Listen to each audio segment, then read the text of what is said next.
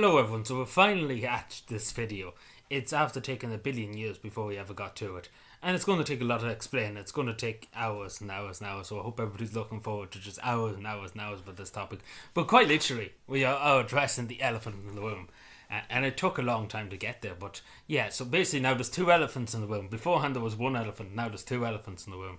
And I can't tell you, and this is just the beginning of the video, but I just want to tell you just the brief premise of the whole video. First of all, I'm going to be telling you my opinions and stuff, and of course there's going to be community engagement and stuff throughout the video and stuff. It's going to take months. It will really take months to record this video. But yeah, there's two elephants now in the room, but I can't tell you how many comments over the years I've got. This is literally the number one thing, apart from my accent. The second one is my accent, but who is the woman in the photo? Who is that? Who is she? Etc. And of course, there's been many of that over the years.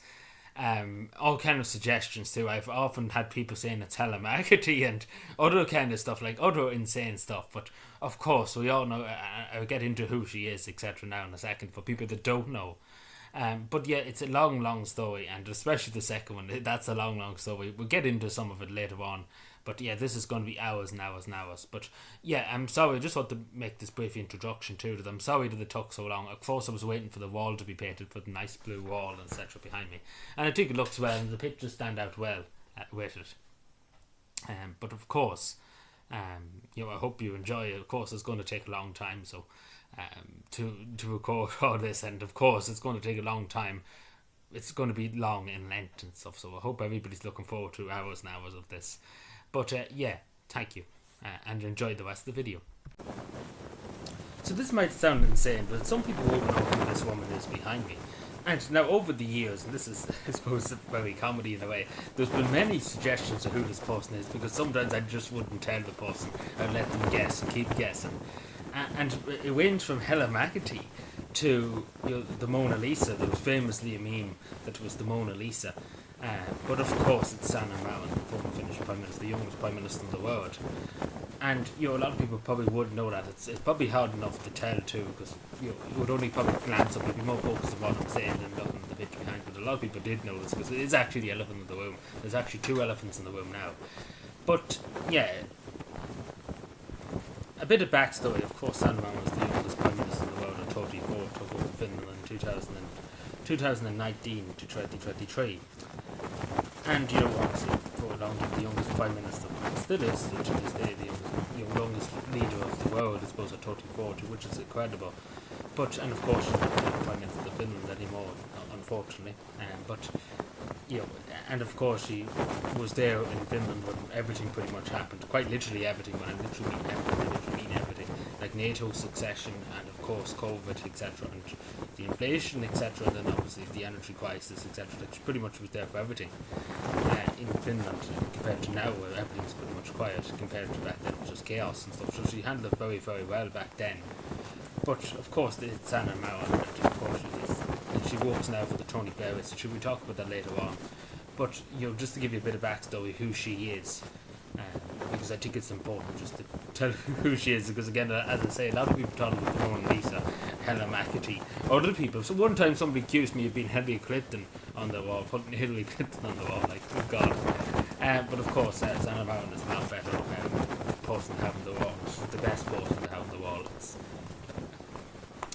we talk about more in the next part, but just to tell people, because some people wouldn't know who she is. But of course, as the video goes on, I talk a lot more about her backstory, etc. Because this is pretty much too, along with talking about how the picture ended up on the wall, it's going to be about many different things, many different aspects of Sanna's career, etc., what people would probably want to know, because never really addressed in the full video.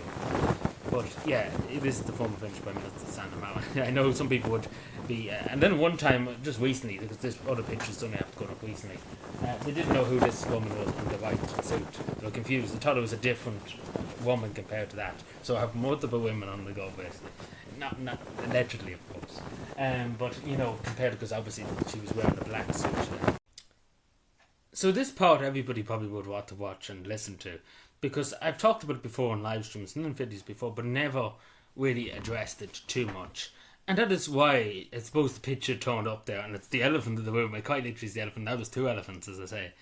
But yeah, I suppose the reason why I suppose why I like Sanna so much, and I think she's well, like, let's be fair, she is the best in my opinion. She always will be the best, especially after the meeting. That's a different story, but I think she's a good person. I really, really do, and that's really sums up it. And I do think she's a great politician. Even meeting her that time too, you could really tell that you were meeting somebody that was a really, really good person and just an amazing person to be around. And usually, I meet politicians, I'm despised by them, and it was really, really positive encounter. But before that, I suppose Sanna Marin, I suppose in a way I can relate to a lot of Sanna Marin's growing up, particularly when she was younger, and of course at a young age too, taking the role as the Prime Minister. Not that I want to be Prime Minister or anything that of any country or Ireland or anything, but what I'm trying to say, it's quite impressive. Particularly the background, if you know Sanna's background, it was a tough upbringing she had.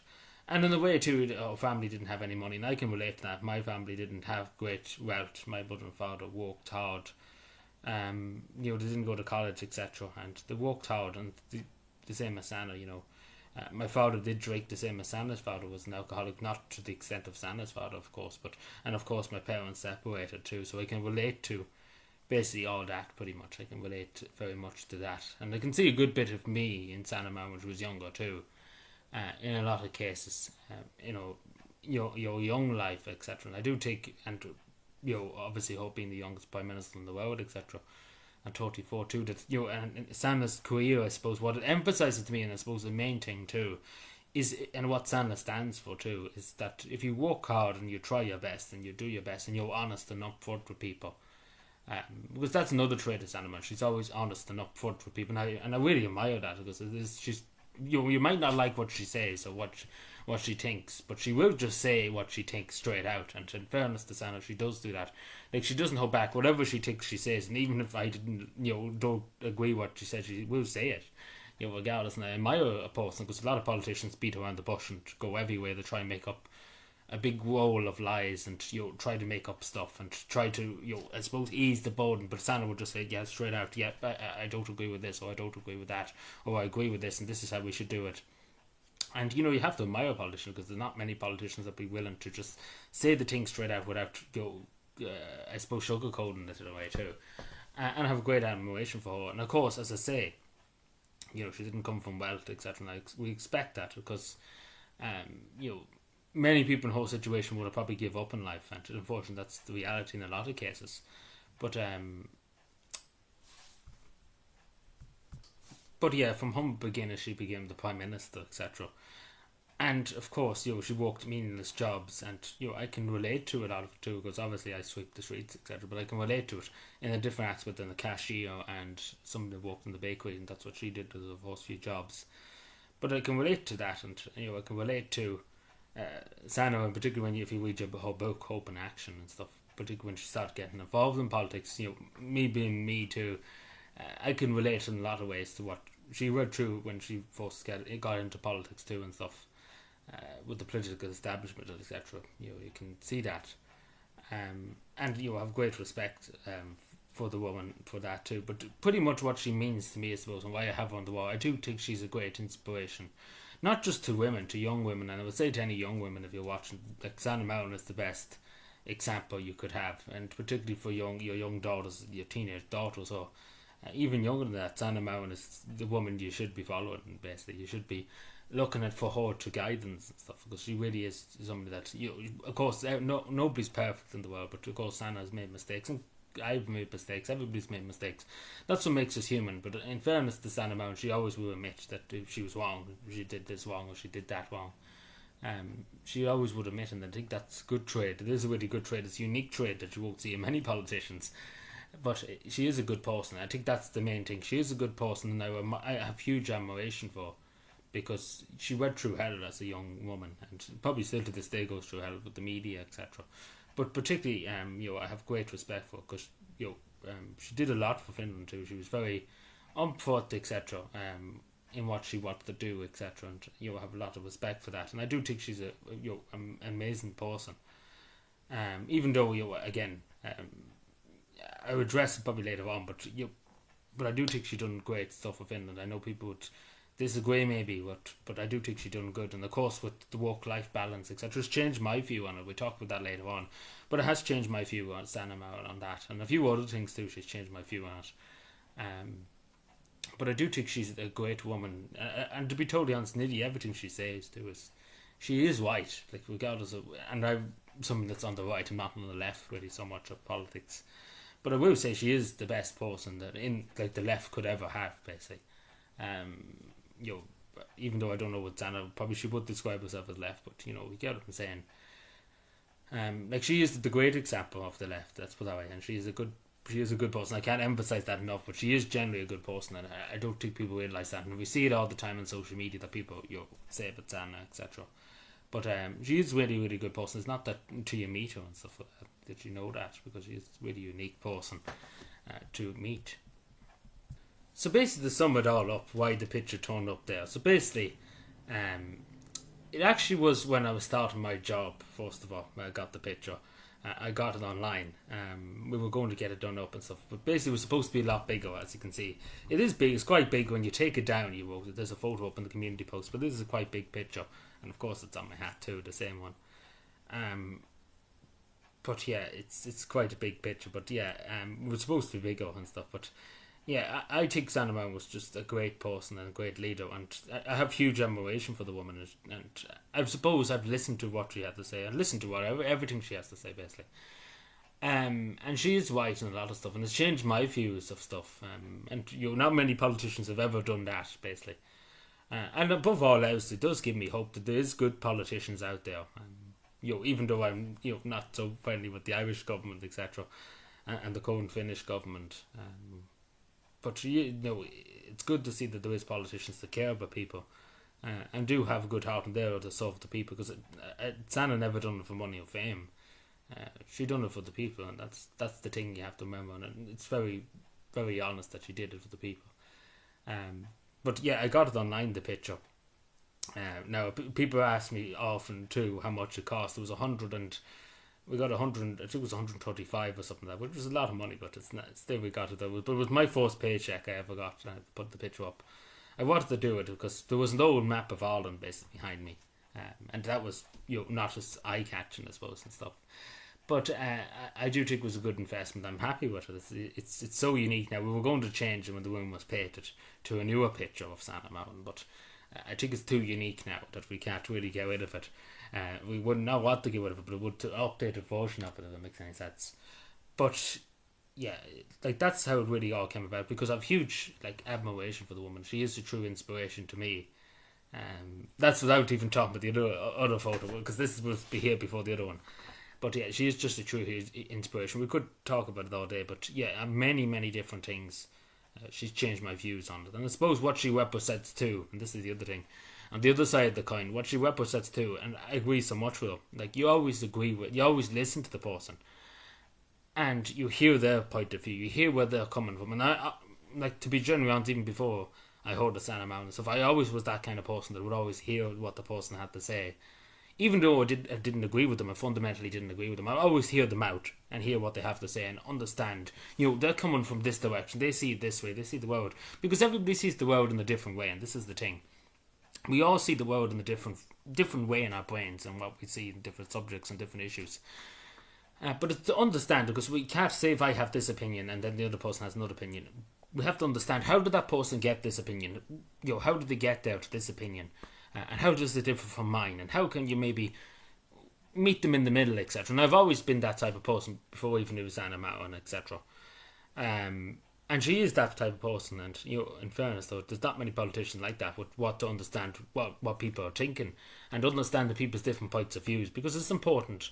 Because we all are biased in terms of subjects and stuff. We all are biased. I'm a bit biased when it comes to Sanna Mountain, but we all are biased in a small way in different topics, etc. People will protect, etc. But you have to understand where people are coming from. I think that's really important. Of course, to treat people fairly and to treat people fair when you're talking to them. Very seldom you see me on a live stream or anything that shouting somebody down or something, and saying, "Oh, you're an evil person," or "You're worse than this, that, and the other." I'm always very respectful, because you have to respect people's views, even though you personally don't agree with. That's democracy. That's freedom. And not even that too. It's important in society, and I think it's important that people have their views, etc. And people are allowed to speak and have their views and disagree respectfully. And I think that's what Sanna Mountain taught me, well, before that even was always like that, but particularly to reinforce that, I suppose is the way to put it.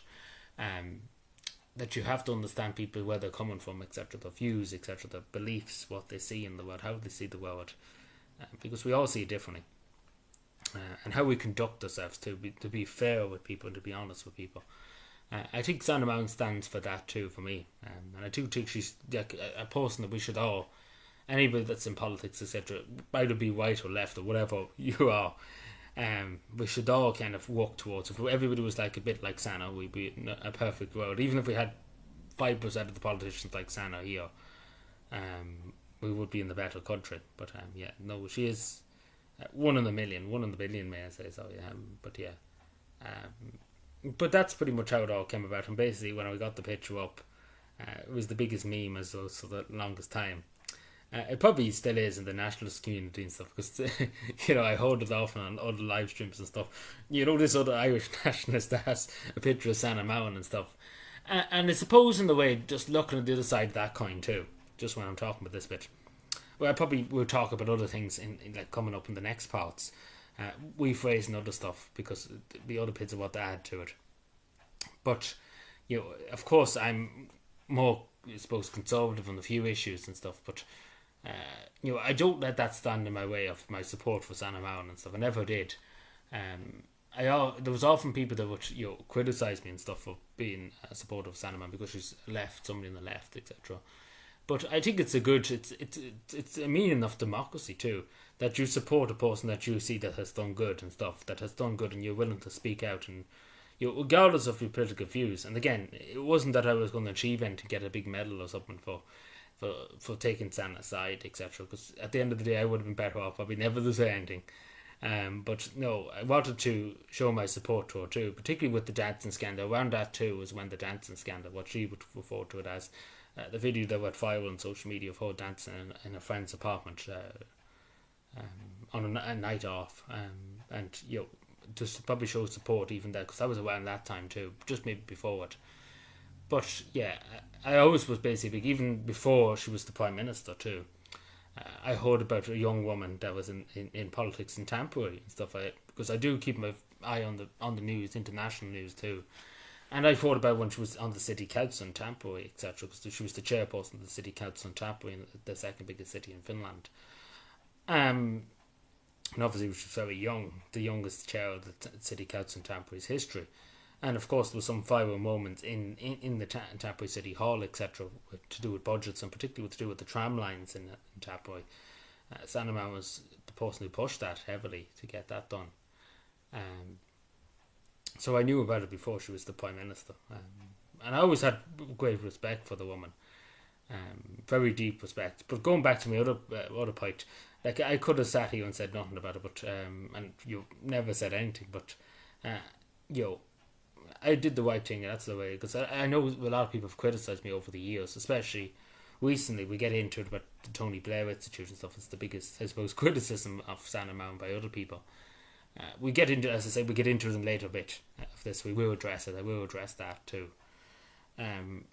But really, what she represents, to sum the whole lot up, that she is really just a good person, and I think I would love to strive to be on her level, but she can never be on Sanna Mountain's level. She's on another level. She's on another level compared to any of us. But of course, I don't agree with everything she's done, but I respect the way she goes about promoting our values, because at the end of the day, we all have different values. It'd be a very sad world if we all agreed on everything, basically. But I respect the woman for what she's done, and her, because again, she didn't have it easy in life, and I suppose none of us do, but she definitely didn't have it easy growing up. And I have a great admiration for the woman, really, really do. I think she's the greatest, like, generally, to be honest. And I say that's somebody that's a conservative and on the right, I suppose you would call it. But I do think she's the greatest. And of course, what it stands for too, with me having the picture of Sanna Mountain, as many people would say, left person, it shows that I'm not biased.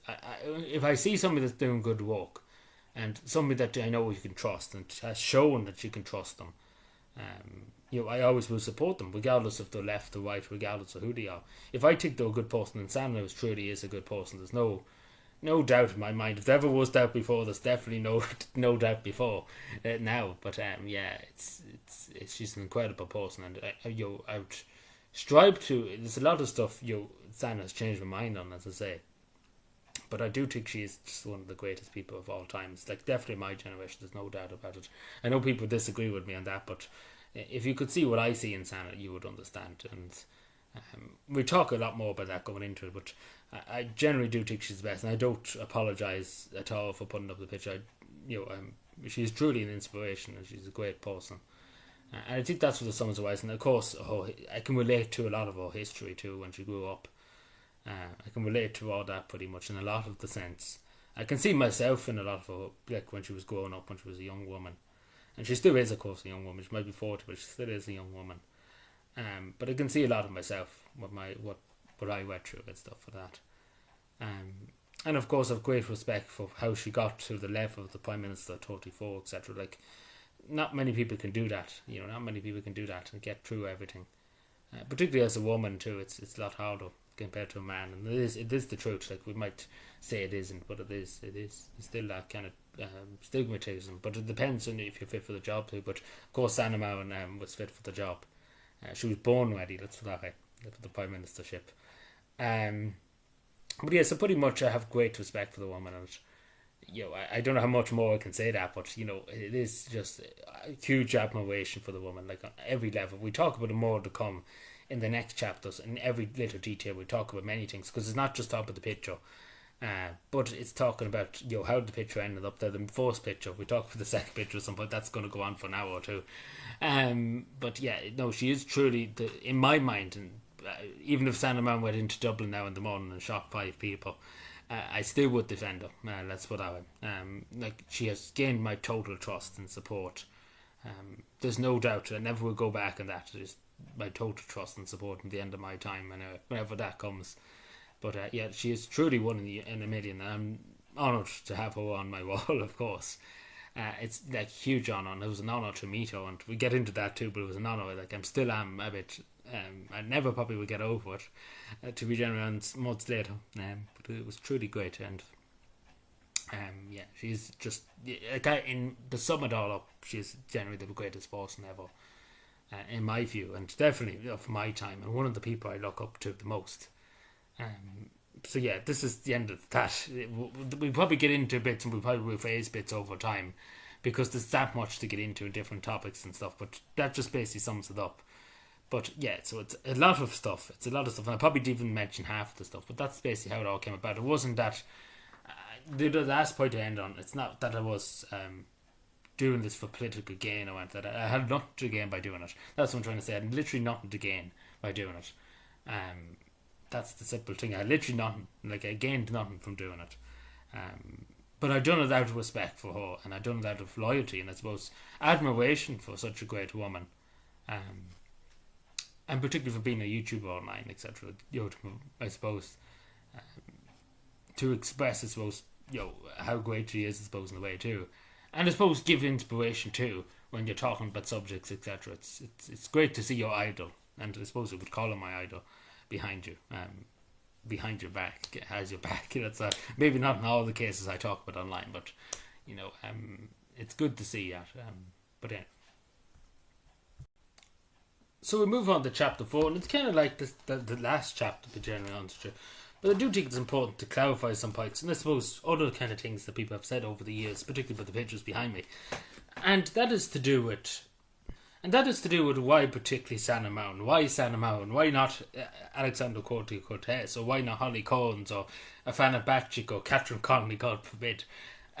Or some other world leader, some other woman leader, some other male leader too. And it's not to do with gender. I know a lot of people, and I get into this now and then, a lot of people say, it's to do with gender because she's a woman, etc. It's not that. I do think she's good, regardless if she was a man or a woman. I would still say the same about Sanna Marin. And it's not that, and again, a lot of people have said this over here, that I'm sexually attractive to Sanna Marin.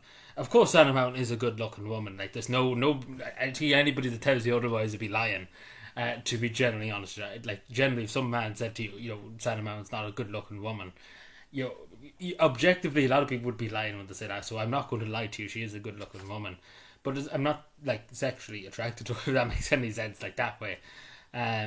because we're totally different personalities, etc. I never would, what did I aim that high is supposed, that's what I.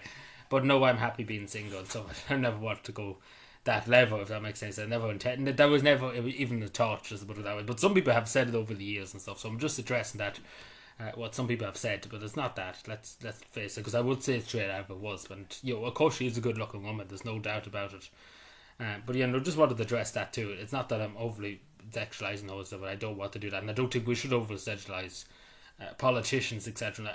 And cause just because the only reason I bring it up because people have asked me over the years, it's not that I'm over sexualizing no one. There's no way I would do that to her or any woman. You shouldn't do that to any woman, over sexualize, particularly a politician and stuff. You shouldn't think like that. I know some people do think like that, but you shouldn't think like that. Majority of people don't think like that, but people do, and I suppose if you want to think like that, you can. But I wouldn't think like that. It's not the way I see the world, etc. and different things.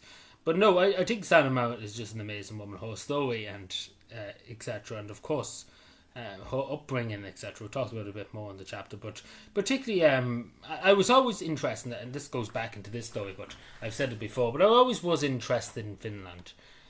And obviously being there and seeing where Sanna grew up to. I went to Tapui. I went just outside Tapui to where she grew up, Pekala, just outside Tapui. Tapui is a great place too, and her hometown is a very nice place too. All of Finland is a very nice place. But I always was interested in Finland, and the Scandinavian countries, but mainly Finland. I was always interested, particularly here when I was younger. Finland at the time was not the happiest country in the world, but of course it's been for the last few years in a row. But it was always either Denmark, Finland, or Norway, or Iceland, or Sweden. Like, basically it was always the Nordic countries, the Scandinavian countries, whatever you want to call them. That was always the happiest countries in the world. And particularly for Finland, it was the education system, with the free college, free university. Not even that too, no tests, etc. And this is for a long time to have this in Finland, not just recently. And I've always was interested in that, particularly how they treat people. And the welfare society and stuff. I always was interested in that, and seeing that, particularly when I was younger too, public trust and stuff in the establishment. As you see across the West, that a lot of people don't, and particularly in Ireland, the trust is in the toilet a long time ago. But in Finland, it's out until recently. Public trust, it's always been important to keep the public trust, keep trust in the public. And it was always something very important in Finland and stuff, to keep people on the side. Working with the government and working with the people. Actually, sorry, the government working with the people, because at the end of the day, that's what democracy is all about. But it was always an interesting, even when I was growing up reading about it, and not even that, to the matter of forests, and so I was always interested in a way of the Finnish society, and of course, too, about being the happiest country in the world. Of course, being there, and a lot of people have asked me over the years. Like Sanna Marin said to herself, they're not the most cheerful people. I would agree with her assessment.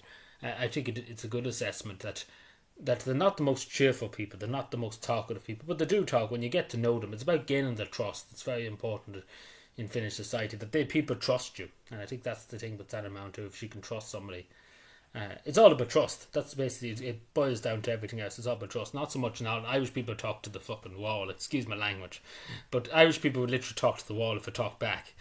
Irish people are just a terror when it comes to tourists and stuff like that coming to Ireland.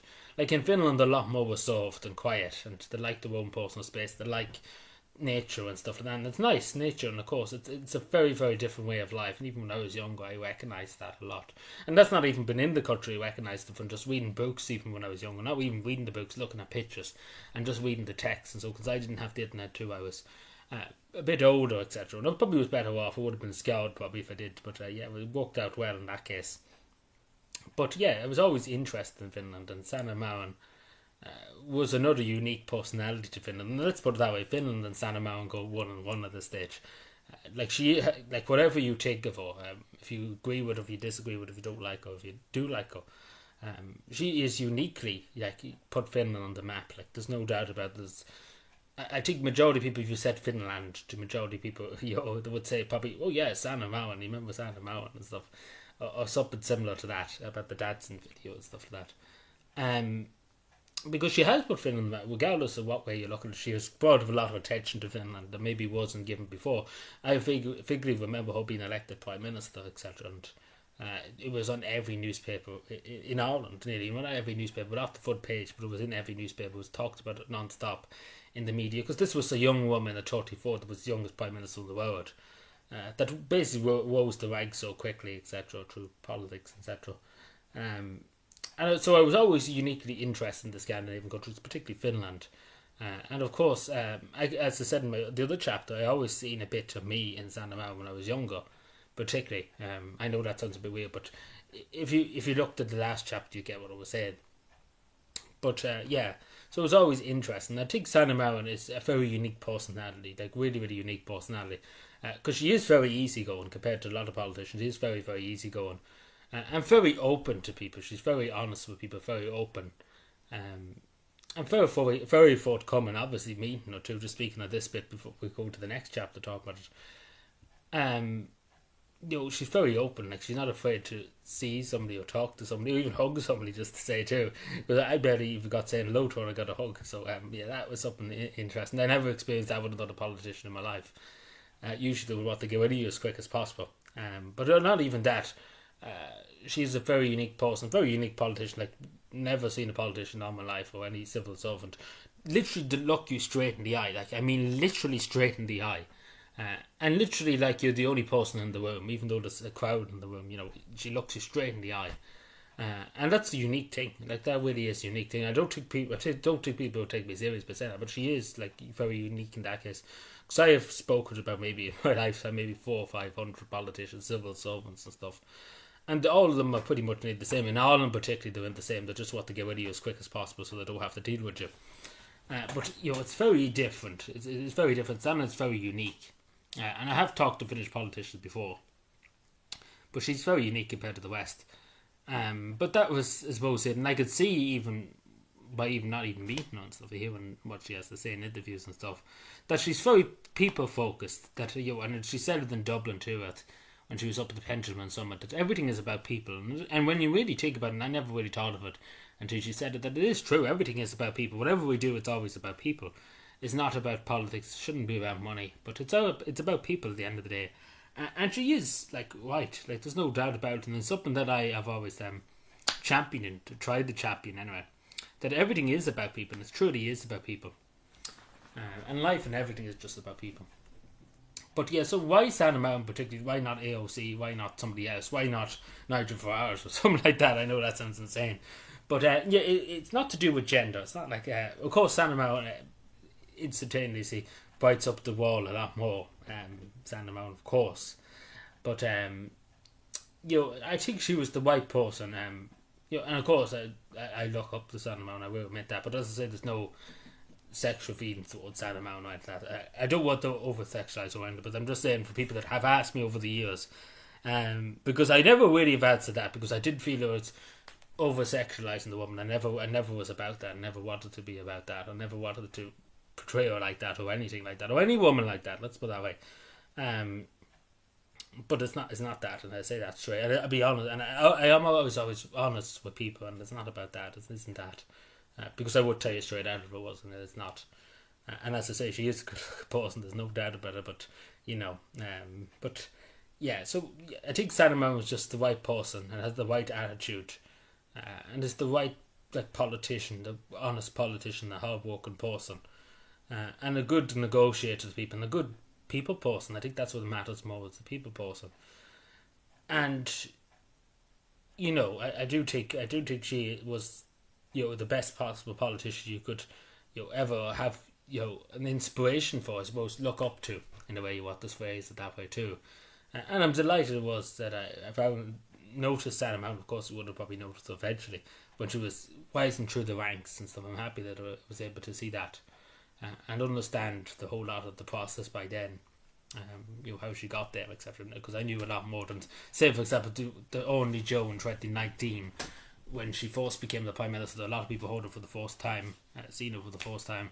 I'd seen her before that, and I knew a bit about her, and didn't know everything, I will say, but I knew a good bit more than the average Joe, especially from abroad, etc. A lot of Finnish people would have probably heard of her. She was on the telly a few times and stuff with Finland and Yale and stuff. But yeah, but I think Sanna Marin is just such a unique politician. Like, I don't think we could find another unique politician like Sanna Marin. I generally don't think we could. Be generally has, like, the same values, the same, I suppose, look on life, I suppose. It's hard to describe, but it is. But yeah, so that pretty much sums it up. I might have missed a few things about it, but it never was what I said at the beginning. But yeah, I think she was the right, and I'm glad that I did look up to her. And I'm glad I went to met her in Finland too. I'm glad that I did that, and I hope I meet her again someday. We talk about the second photo, but I hope I do meet her someday. She's a very unique person. She's a great person.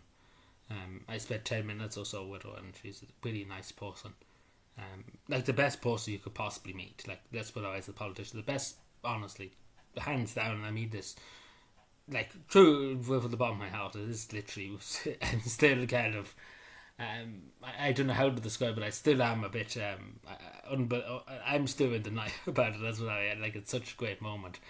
I don't think I ever could go over the shock. I'm still shocked about it. So, but you can see from my picture behind. I was generally just enthralled. I was just generally lost. Not lost the good way, but just generally couldn't get the words out. Because I was just literally like, oh my god, like, oh my god, it actually has happened. Wow, I couldn't believe that she was right in front of me. I still could, that's what the picture pretty much shows. It just was absolutely just, I couldn't believe it. I couldn't believe it. For 2 minutes, I just kind of was just gone. I just didn't know at all what to do and stuff. I hope she didn't feel that I was being awkward or being disrespectful and stuff. I'm sure she understood that I was just completely gone.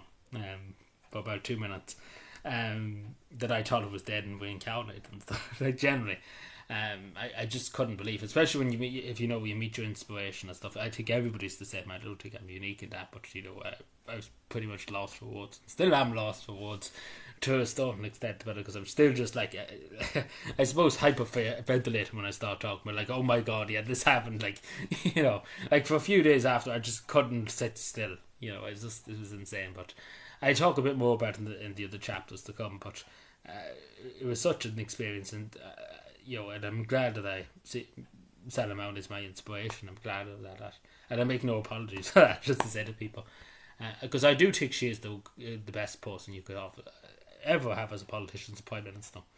Of course, she made mistakes. We all do, but I think if we become a better person, that's all that matters, really, in a way too. The other thing I want to address, I suppose, this is part 5, is the memes, I suppose, of the pictures behind me, particularly this one up here, the big one. Now, as I said in the beginning, who she was, etc., who she's Sanna Mount, etc., and who people were saying oftentimes this was Hillary Clinton or somebody else, making up heinous accusations. So the meme that took off was one of these live streams one time that I usually do, and somebody said, I can't remember who exactly said it, but I think somebody came into the stream, I vaguely remember this, and they said, what's the picture on your wall? And, I don't know how it came up, but I think I said, oh, it's a long story or something like that, and they were like, is it the Mona Lisa, the famous photo in France, the Mona Lisa? And then this meme started of just it being the Mona Lisa. And everybody's saying it's the Finnish Mona Lisa and stuff. And so it is the Finnish Mona Lisa. Let's be fair, it's more famous than the Mona Lisa. A lot better looking than the Mona Lisa too, just to say. So that took off as a meme in my channel. And a lot of people too. At one stage I seen somebody post on Twitter, even though I didn't follow them, I happened just to see it. It was something to do with the Mona Lisa. The actual Mona Lisa, and they were like, oh yeah, there's a YouTuber who says he has the Finnish Mona Lisa, and I didn't even follow this post, and I just happened to randomly see it in a comment section about the Mona Lisa, something to do with it, it was on YouTube, and I remember seeing it, and I was just like, oh my god, I'd say a lot of people are probably confused by that comment, but clearly somebody was watching me, and said that, and just for the shits and giggles, and I just happened to see it, and I wouldn't mind. It was only about 2 days later I seen it, when the video was published. I seen it. It was insane. So yeah, that basically took off as a meme, and of course there was other memes done of it too. But yeah, it was insane. But I suppose for a lot of people, I don't know about you, but some people would take this the Mona Lisa in a way too, because it kind of does in a way. But I suppose it would be a bit. We wouldn't have it here. Why would we have the Mona Lisa up? We're not a French YouTube channel. We don't so end us straight away. Sanna Mount never so end us.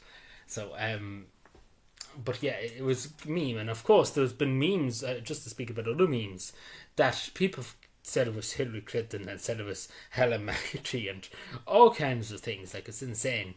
But I think we're giving them giving them a bit too much credit.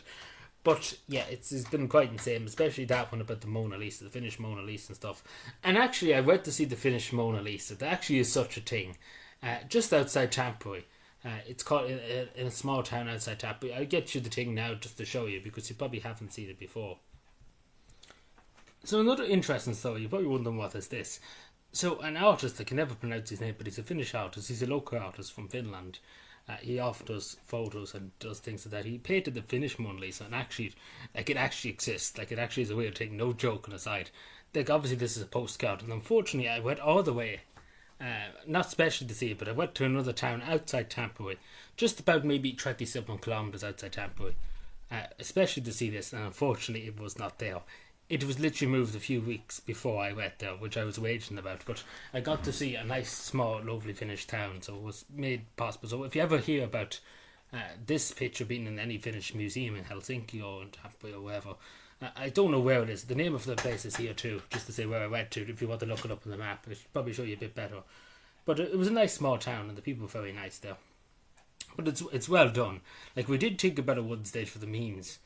We wouldn't put it up for long, but for a week or so, we could put up the picture and see how many people notice it. Like, we did think about that, because we could, like, literally take this and probably make it into a photo. Just not we probably would have to ask the person for consent, the person who made it, just for the shits and giggles for a week, not for permanently, but just to see how many people would notice. But it actually is a weird thing. Like, all jokes aside, all memes aside, it actually is a weird thing. And there you go, it actually is a weird thing. Just as you see Tampere, this is the skyline of Tampere behind. Like, it actually is a weird thing. Unfortunately, I never got to see the weird thing. There is photos online of it, but hopefully I will get to see it someday. Like, physically see it and stuff like that. It'd be something amazing to see, but hopefully so. But we see. So yeah, it actually is a weird thing. But yeah, it was really, really interesting how it became a weird thing, because we didn't know about it. Maybe the person behind it probably did maybe see this and was like, oh yeah, we could make them a Finnish Mona Lisa. But it actually does exist. All jokes aside, so if you ever do see it, if you ever happen to be in Finland and you happen just to come across in a museum or something, please let me know. Please send a picture and stuff. Or if you're from Finland and have you ever seen it before? What's the story? Because it is a really unique thing, especially because it was a meme before I knew about it. Maybe it did exist before I knew about it, but we happened to find it one day. And it's amazing. It really is amazing pictures, well done pictures, well done to the artist. I can never pronounce his name, but he knows who he is. But yeah. But yeah, it's a good meme, I suppose. It's good memes, and that's the good thing about this. But yeah, keep the memes going. As I say, I take no offense. I know one day somebody did say, does it offend me that people call it the Mona Lisa? Because instead of saying it's Sanna Mountain, because I often do in live streams, I just say, oh yeah, that thing. It's a long story, Just that's usually the way I say it. Like, many people, if you ask me, oh, that's a long story. Oh, sure, look it. We'd be here all day going on about it, and so we would. But yeah, sometimes I like letting people guess. Like, some people are generally serious, saying, "Who is that?" And I like them just kind of having to guess. So put two and two together. But yeah, so it's quite literally memes. And not even that, just the other thing I would address is Sanna Mountain in general has become a meme, because people keep saying that I work for Sanna Mountain, I'm a spy for Sanna Mountain, I'm spying for Tony Blair and Sanna Mountain, etc. So there's some good memes to come off it, and being a Finnish spy and stuff like that, and getting paid by Sanna Mountain and all that. Like, some people generally think that I actually am being paid by Sanna Mountain and stuff. Like, all jokes aside, like, some people generally think that I am, because particularly how vigorously I defend her in a lot of cases. Like literally, it's a hill I'm willing to die on in a lot of cases. But yeah, she is a unique person, as I say. But yeah, there's memes about that too. Like, that's another meme in itself. But yeah, the memes are good. I take no offense of it. I always joke around with the memes and stuff. It's good to have a laugh. It's good to have a joke. If you can't joke, then you might as well live underneath your bed, because you have to have fun now and again, have a joke and have a bit of banter and fun. And it's important. I think Sanna Mountain herself would be very a very funny person, wouldn't be that, would see life very funnily, wouldn't be always serious and stuff. So she would want people probably to joke and have fun and joke. have the crack, as we say in Irish and English and stuff. But we're not go that far yet. But yeah. But yeah, so it's some great memes, There's been some great things said in the comment sections over the years. Like, it goes so far, like the amount of stuff I could say about Sanna Marin, etc. What's been said about me being paid by Sanna Marin and then the Mona Lisa and stuff. But yeah, it is quite insane when you really, really think about it, how much of a meme it's gathered. Because I have to say, along with Sanna Marin, there's Calvin, of course, and then the Kingdom of Breffni and stuff. Bring back the Kingdom of Breffni. And then the Calvin Day stuff, of course, and then a few other things that are memed like the hell to back in this channel. But it's kind of taken on a life of its own, Sanna Marin, and I suppose in the way too. I've asked in the poll one time, and this is another thing, just apart from the memes, when I'm just here, I talk about it in this section. That I asked people, and I think over 15 people, 30 people, something like that, responded to this poll, and I think nearly 58% of them said, yeah, I've changed their opinion on Sanna Marin. Because beforehand, maybe they wouldn't like paying attention to Sanna Marin. They would often hear maybe on the on the outside or stuff like that. But a lot of people have been. I suppose I've shined a lot of positive aspects of Sanna Marin that they maybe wouldn't have seen otherwise, like internationally and stuff. So it's great to see. It really, really is great to see. That and again, keep memeing. I know that sounds a bit dangerous, but yeah, I take no offense to it. I generally don't, because it's good to have a bit of fun, poke fun now and again. But yeah, of course, as long as people don't take it too far. But I don't mind it. Like, some people often say, do you get offended by people like joking about your inspiration and stuff? And it's a free country. There's nothing I can do to stop people joking and stuff.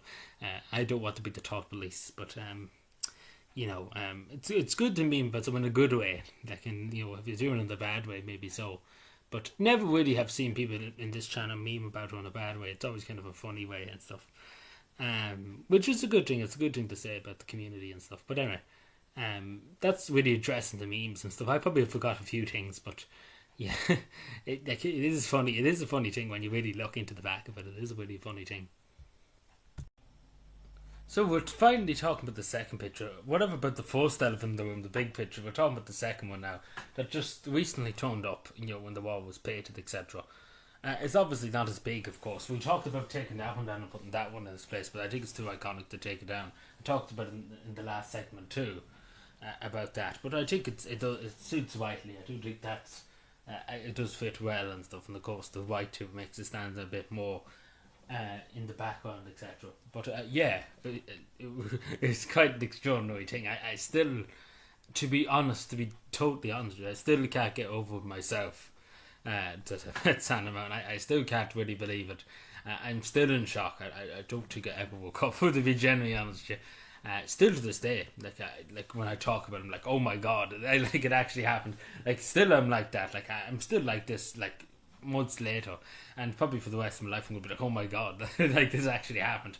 Like, it was insane. Just to sum it up, I go through it now in a second. Oh, the whole shebang of for people that didn't hear it before, but it was absolutely insane. And still, I am still shell shocked. But like, I'm still, like, I don't know, but you would say denial and stuff, but it actually did happen. Only for the photo, I wouldn't believe that it actually happened myself.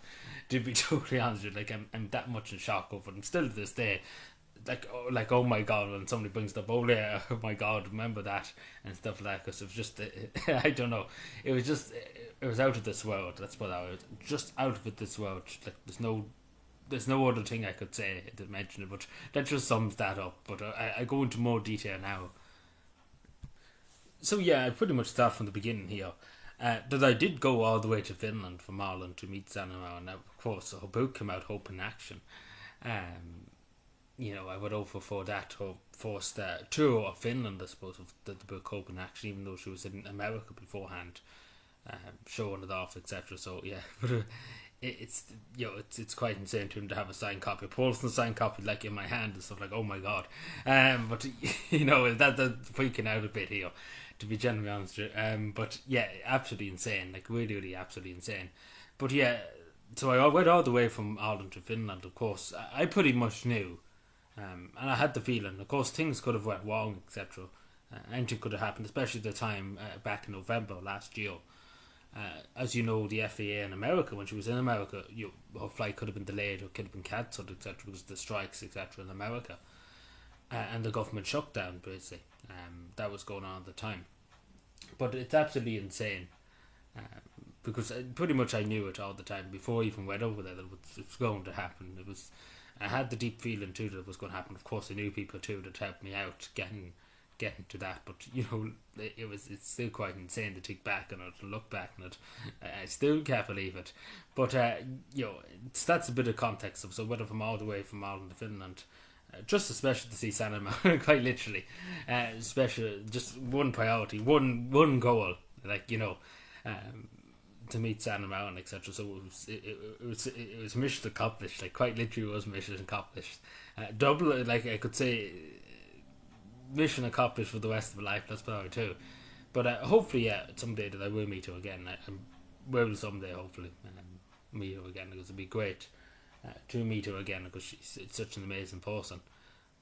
But I go into more details now, but that's just a bit of context that I went all the way from. A lot of people do still ask me about that, what happened. Was she in Dublin, or did you go all the way to Finland? And I've explained it many times, but some people don't understand where it happened, etc. But it happened at the event called Charlie Go's event. I think a lot of people got mixed up between Charlie Go's event and the event that she had in the University of Helsinki. Now, it was some fight to that one too, but I wasn't going to go to two within a few hours. Like, that was too much. To be totally honest, that would have been a bit too much for me to handle. But yeah, so it's mad. It's crazy. Like, it's still crazy.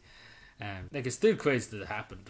I still am in shock, and I show you the picture now. But still to this day, I am still in shock.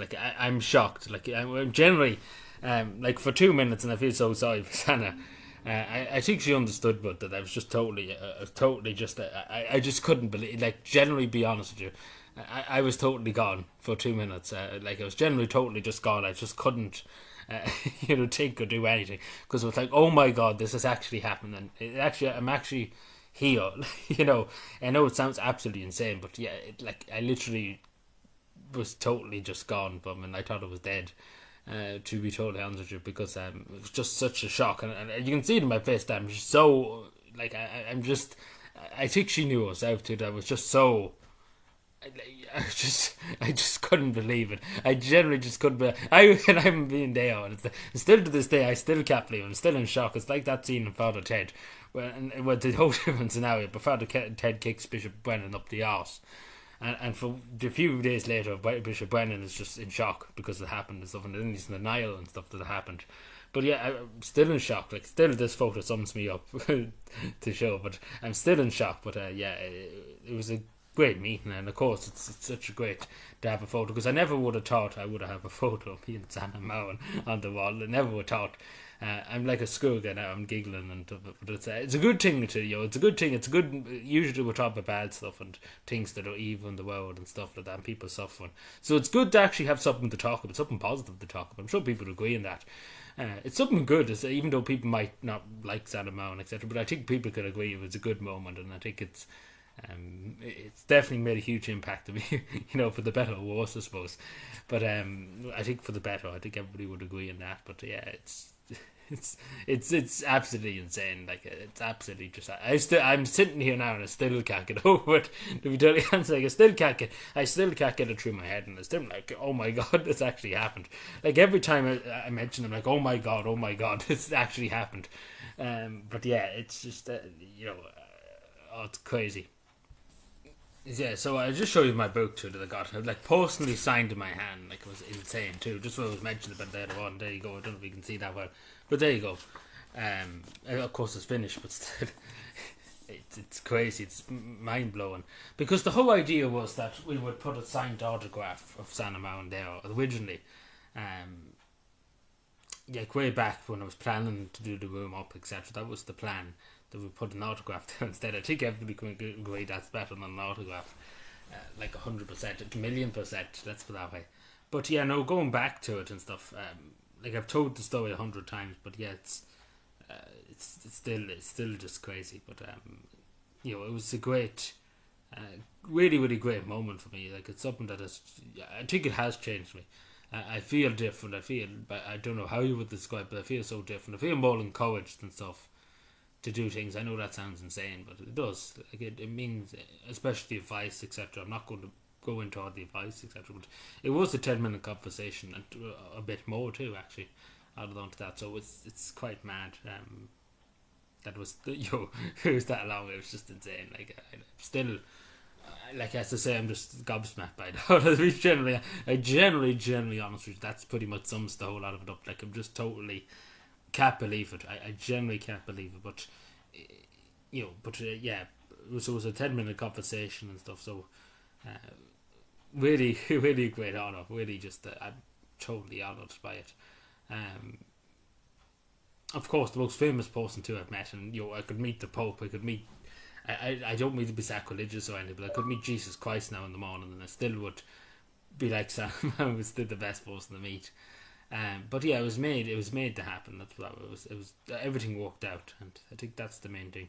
But what I'm trying to say too, the other end of the coin too, is that always meet your heroes. Always go and find, if you like somebody that likes wrestling, for example, you're a fan of of a politician or whoever it may be, a celebrity, whoever it may be. Always go up to them.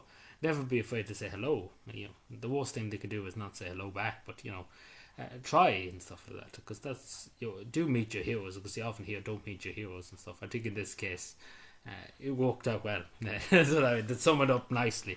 It worked out more than well, but we called it well.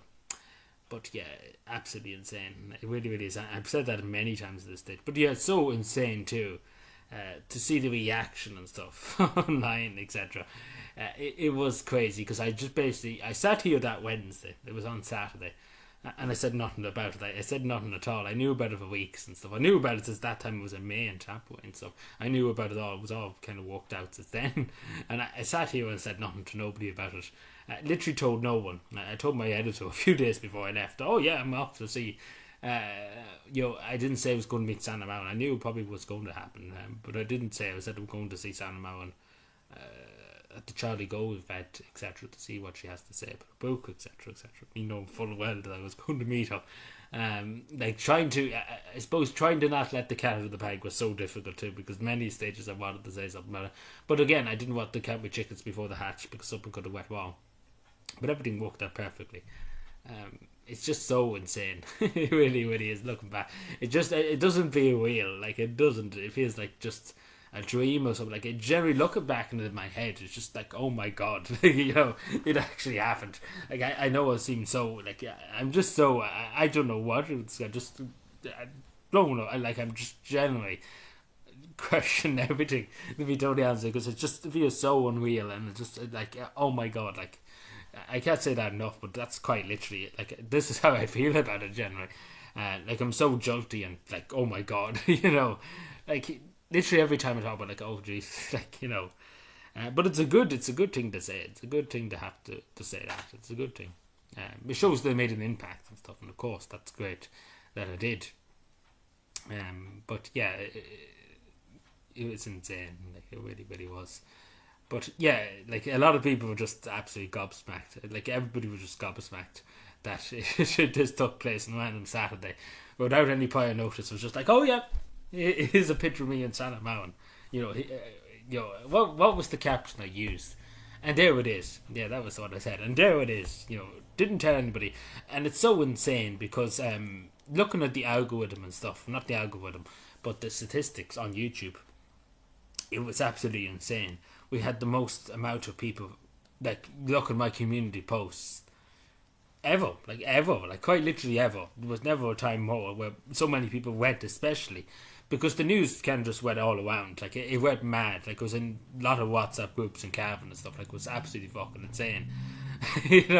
That it was absolutely insane. And then it just started, everybody fucking started talking about it in the whole place. Like, it literally was probably the main story in Cavan. Like, everybody talked about it.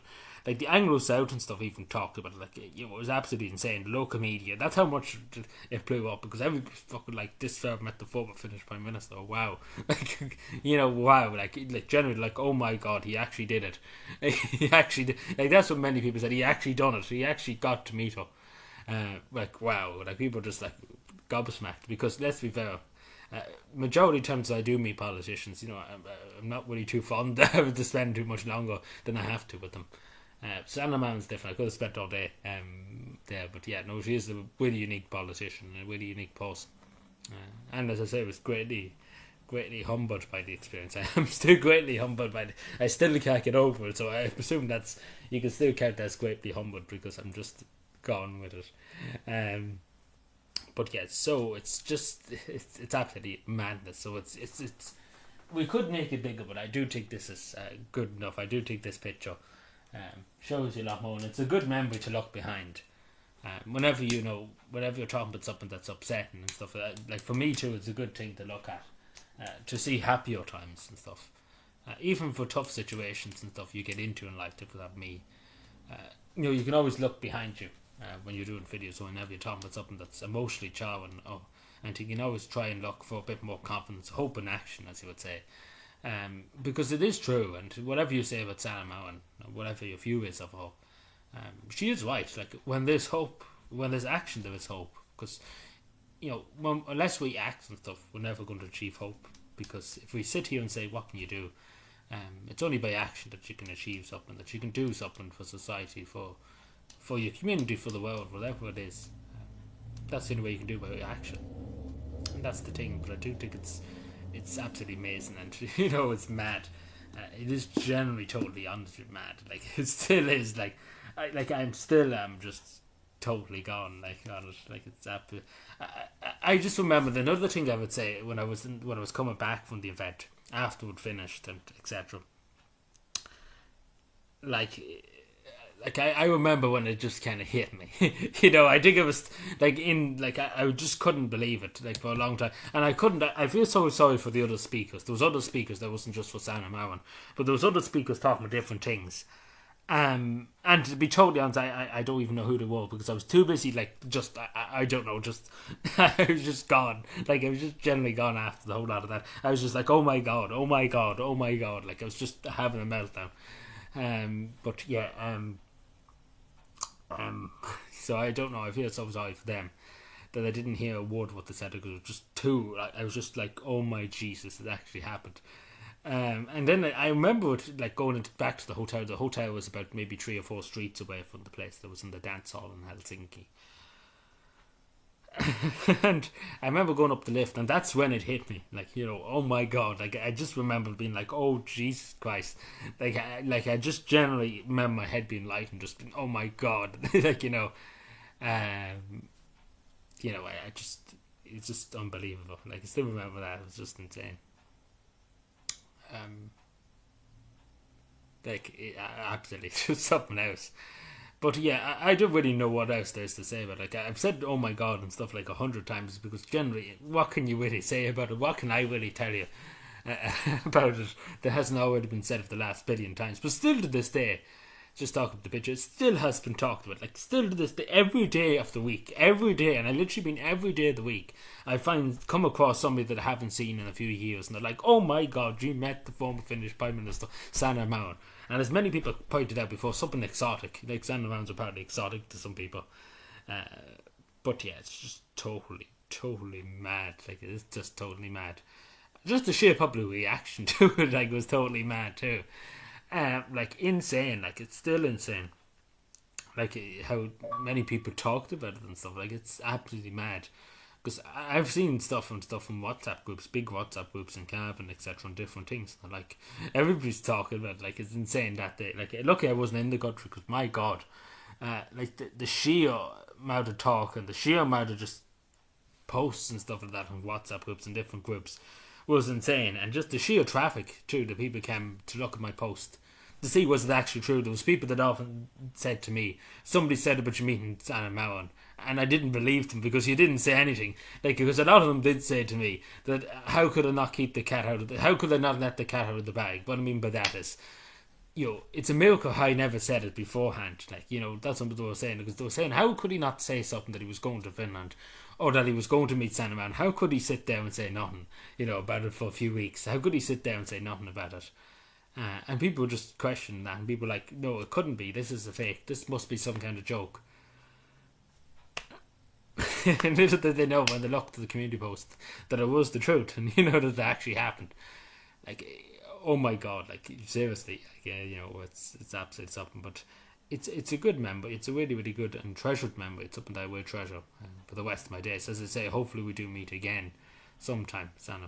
Hopefully, perfectly in Ireland, as I said to Ho herself, perfectly in Ireland. So we shall see. Let's put it that way. But yeah, I do think majority of people. Obviously, it's a bit overshadowed by the picture on the foot at the top of its eye. But yeah, it's just like it's mad. Like, just to sum it all up, it's just I still can't get over it. I'm still gobsmacked. I'm still, I don't know how you put it, just totally just in shock still. And I don't think I ever will recover, to be genuinely honest with you. But yeah, it's such a moment. It really, really is such a moment. And I just want to thank the people who made it possible. Of course, Sanna and of course the person that took the photo, secretary or former secretary. And of course all the people who were there too. I just want to thank them for helping me out in every way possible. I really appreciate it. May God reward you 100 times over for your kindness, and particularly Sanna too. For her kindness, again, she didn't have to take time. She could do 100 million other things than talk to me or spend time talking to me, especially with her book and stuff like that. She could have done 100 other million things, but she decided to spend a few minutes and stuff, and I appreciate it. It's them, a few minutes means a lot. It makes an impact. It does. But yeah, I'm truly grateful for that, and I hope. Again, hopefully I do see you again sometime, but it would be. I probably never will recover from that either. I think I might just be gone altogether if that did happen. Like, if I did meet her again, like, I think I'd just never be able to recover. I think I'd just be gone completely forever. To be totally honest, because yeah, and it's a miracle. And just to say the other thing I forgot to say, it is generally a miracle how she could understand me and stuff. Like, straight away, as soon as I said it, she responded and stuff. Like, it wasn't like she was waiting for. Like, as soon as I said something, she responded straight away. So yeah, she was paying attention to everything I said, and I was paying attention to everything she was saying. But yeah, it's absolutely just crazy. It really, really is. The whole lot of it's just mad, and in a good way, not in a bad way. But it's. I'm sure you can see by me. I know by myself that I'm just like, oh my geez, like, I'm still kind of too hyper about it. I'm just like, oh Jesus Christ, this actually happened. But yeah, it was generally is one of the greatest moments of my life, and it's something I would take to the grave with me. To be totally honest, it was such a great moment. I don't think I ever forget it, whatever happens. I could win the lotto in the morning. I think this moment will still be the best of everything. I could win, become president of Ireland or president of, I don't know, Timbuktu, and I still would say this was one of the greatest moments. Definitely, I would say the first greatest moment, the second greatest moment of my life. Definitely, there's no doubt about it being your inspiration. And so I know people would say, "Oh my God," but it is the truth. Whatever way you look at it, it's the truth, and it was a true honour, and I can't emphasize that enough, because it's such. I'm still gobsmacked. I never am going to recover from it. But yeah, let me know what you think. What did you think about when I did Miko? If anybody was around at that point, it would be interesting to hear, and we might get some community feedback on. People can maybe put it in clips here if they wish. We see when the time comes when all the recording is done. Maybe somebody would do a video and stuff we can insert it here to say about the time I met Sanna. Hopefully, maybe so, because we do want community engagement on this project too, because this is going to be a long project, as I say. But anyway, thank you, everyone. This was an insane moment of my life, so I appreciate everybody being here for me and that, and being there for me, and of course being there to see it. Into the next chapter. So in this chapter, I want to just briefly talk about many, many different things. First of all, to do with the Tony Blair Institute. Second of all, to do with the World Economic Forum, etc. Because some people have questioned over the years why Sanna Marin. People had questions about different things. And, some people had issues in terms of what Sanna Marin chose to do in her life, and etc. We'll talk about it here. Personally, as I say, I have no issue with Sanna Marin at all in everything. And I give you my opinion on all these subjects. Because some people generally have some concerns and generally have some grievances with Sanna Mountain in a way too, even though, let's be fair, Sanna Mountain's a great person and stuff. She's not an evil person. There's more evil people in the world to be worried about, etc. But of course, people like to have, if they have concerns or they have feelings about it, of course, they're why they share it. But I just wanted to address some of it because some people have said it over the years to me, and I do feel like it's important to address these things and to talk about these things, because shouting people down and saying no, you're not entitled to ask questions and stuff is not fair. Even though I might see the world differently, other people see it differently too.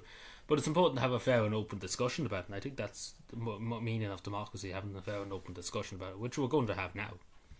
So the first thing I would discuss, and I suppose is the thing that's been said many, many times to me, is to do with the Tony Blair institution. Now, if you don't know who Tony Blair is, the former British Prime Minister, famous for going into Iraq, etc.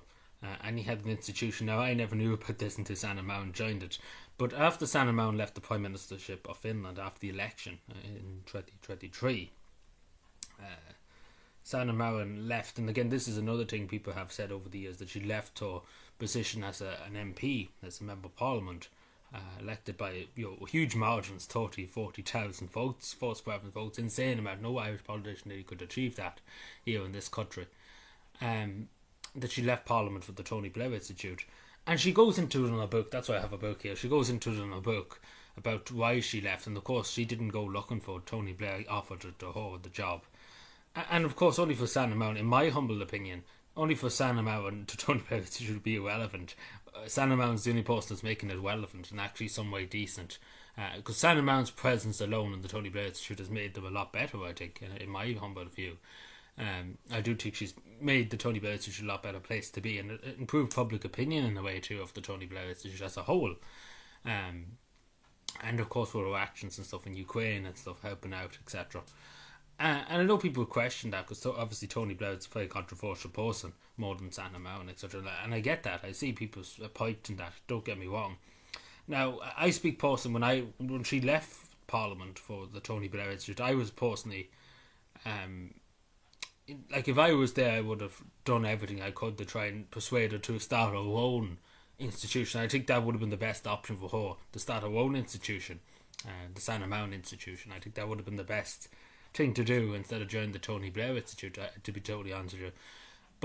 And I would have done everything to try and say to her, look, this is not the greatest thing to do. But again, at the end of the day, I respect Sanna Marin and respect her opinion. If she wanted to do it, if she wants to go to the moon, she can go to the moon, basically, what I'm trying to say. I support her, whatever she does. And especially now, more than ever. Before, I will admit, I did have concerns and stuff, of course. Not so much for Sanna, but the institution itself. Because the people in it, a lot of them too, are not, like Tony Blair and stuff, the majority of the public are not seen in a great positive light. And I did worry more. It was more worry about Sanna Marin in general. I know Sanna Marin doesn't, need concern or anything, because she's a strong, independent woman, etc. But I was worried about her reputation and stuff, because a lot of people have seen, a lot of people have, and I could point out 7 or 8 comments just in the last 2 years of people saying, yeah, she's only in the Tony. Why should we listen to Sanna Marin? She's in the Tony Blair Institute, etc. But that's what a lot of people said, and some people have said it to me in my comments many, many times. That Sanna Marin, it's like straight away without even listening to me, without saying it, she's like, oh, she's Tony Blair, she works for Tony Blair, I'm not going to listen to her. Which is very disappointing, because at the end of the day, Tony Blair doesn't tell her what to do and how to do it, etc.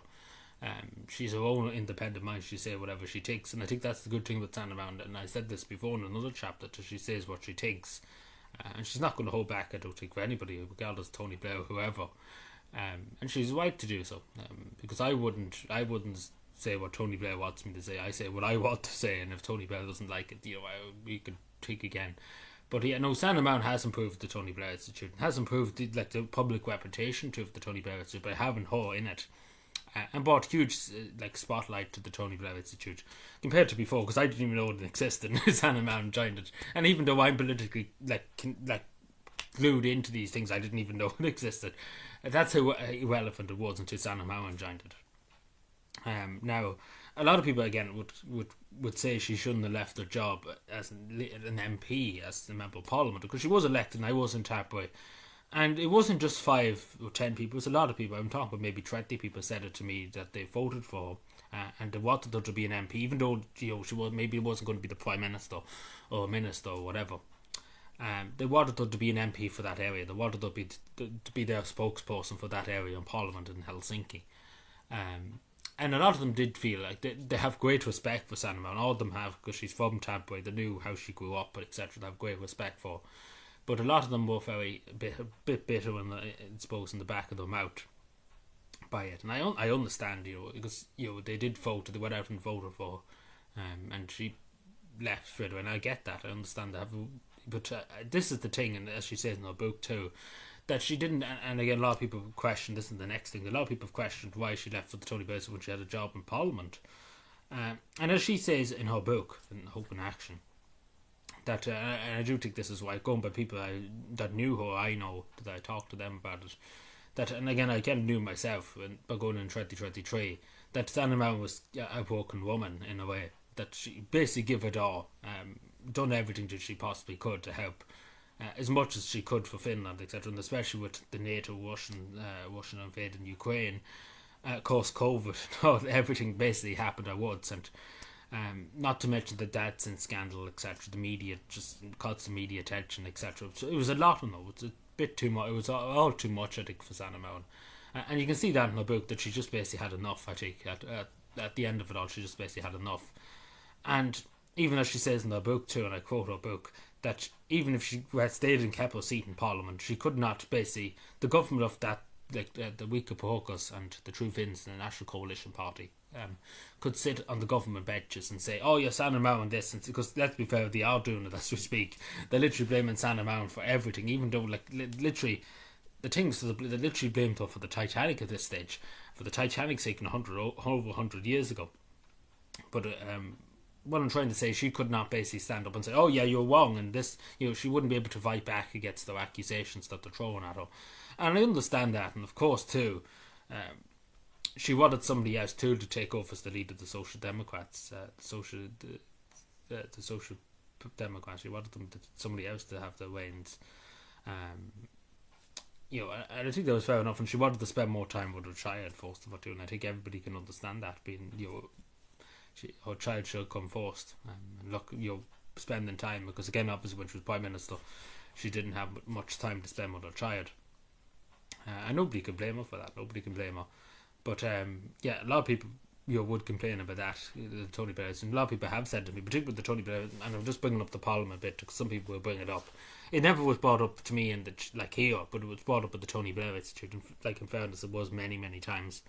But I think Sanna Marin is bigger than the Tony Blair Institute. Like, let's be fair, she is far bigger. Her reputation precedes her than the Tony Blair Institute. What she has done before she joined the Tony, what she does now, basically too, with the book too, with the amount of sales, etc., precedes her.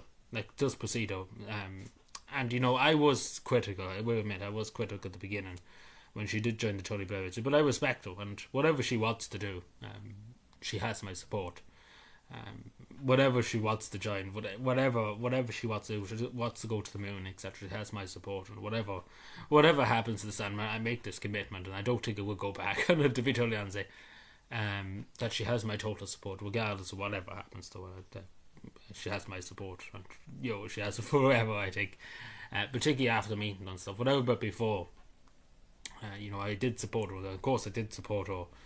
Her wish and stuff, even though I had concerns, I will admit that, with the Tony Blair Institute, but I did support her, and I did defend her many times. The people came in, even on live streams, I remember a few people did say, oh, she joined Tony Blair, etc., and I defended her during that time. It would have been better for me to say, oh no, she's wrong, etc., but I trust her judgment, and that's what I do. At the end of the day, I trust what Sanna Marin wants for herself, and it's for herself, and what suits her and what's the best for her too. Because unfortunately, the thing about it too, she was treated badly by the media. I even think we're not saying about the Finnish public, some of the Finnish public maybe, but the majority of the Finnish people didn't appreciate. I don't think they appreciate. Some of them do now. They've realised that it was a big mistake in what they did in 2023. But a lot of people miss Sanna Marin, and a lot of people regret what they did in 2023. And not even that too. I think a lot of people, it hasn't hit them yet, like how much Sanna Marin did for them compared to the current government. If you compared 1-on-1, There's literally an ocean between them, let's put it that way. But yeah. I hope this addressed some of that, because again, I think it would be unfair not to address it, because it is important to address. And as I say, I have no concerns at the moment about it, literally no concerns. But I understand people's concerns. I understand if people have concerns about it. And it's fair to ask questions. It's fair in democracy to ask questions, even though, I even seen people who were supporters of Sanna Marin question it. Like myself, I didn't question it totally, but I did have some reservations about it. But at the end of the day, you support the person that you look up to, your idol, etc. You support them, whatever they do, whatever they decide to do. And I think that's what you should do if you look up to somebody. You support them regardless of what they do. And I think that's the meaning of it.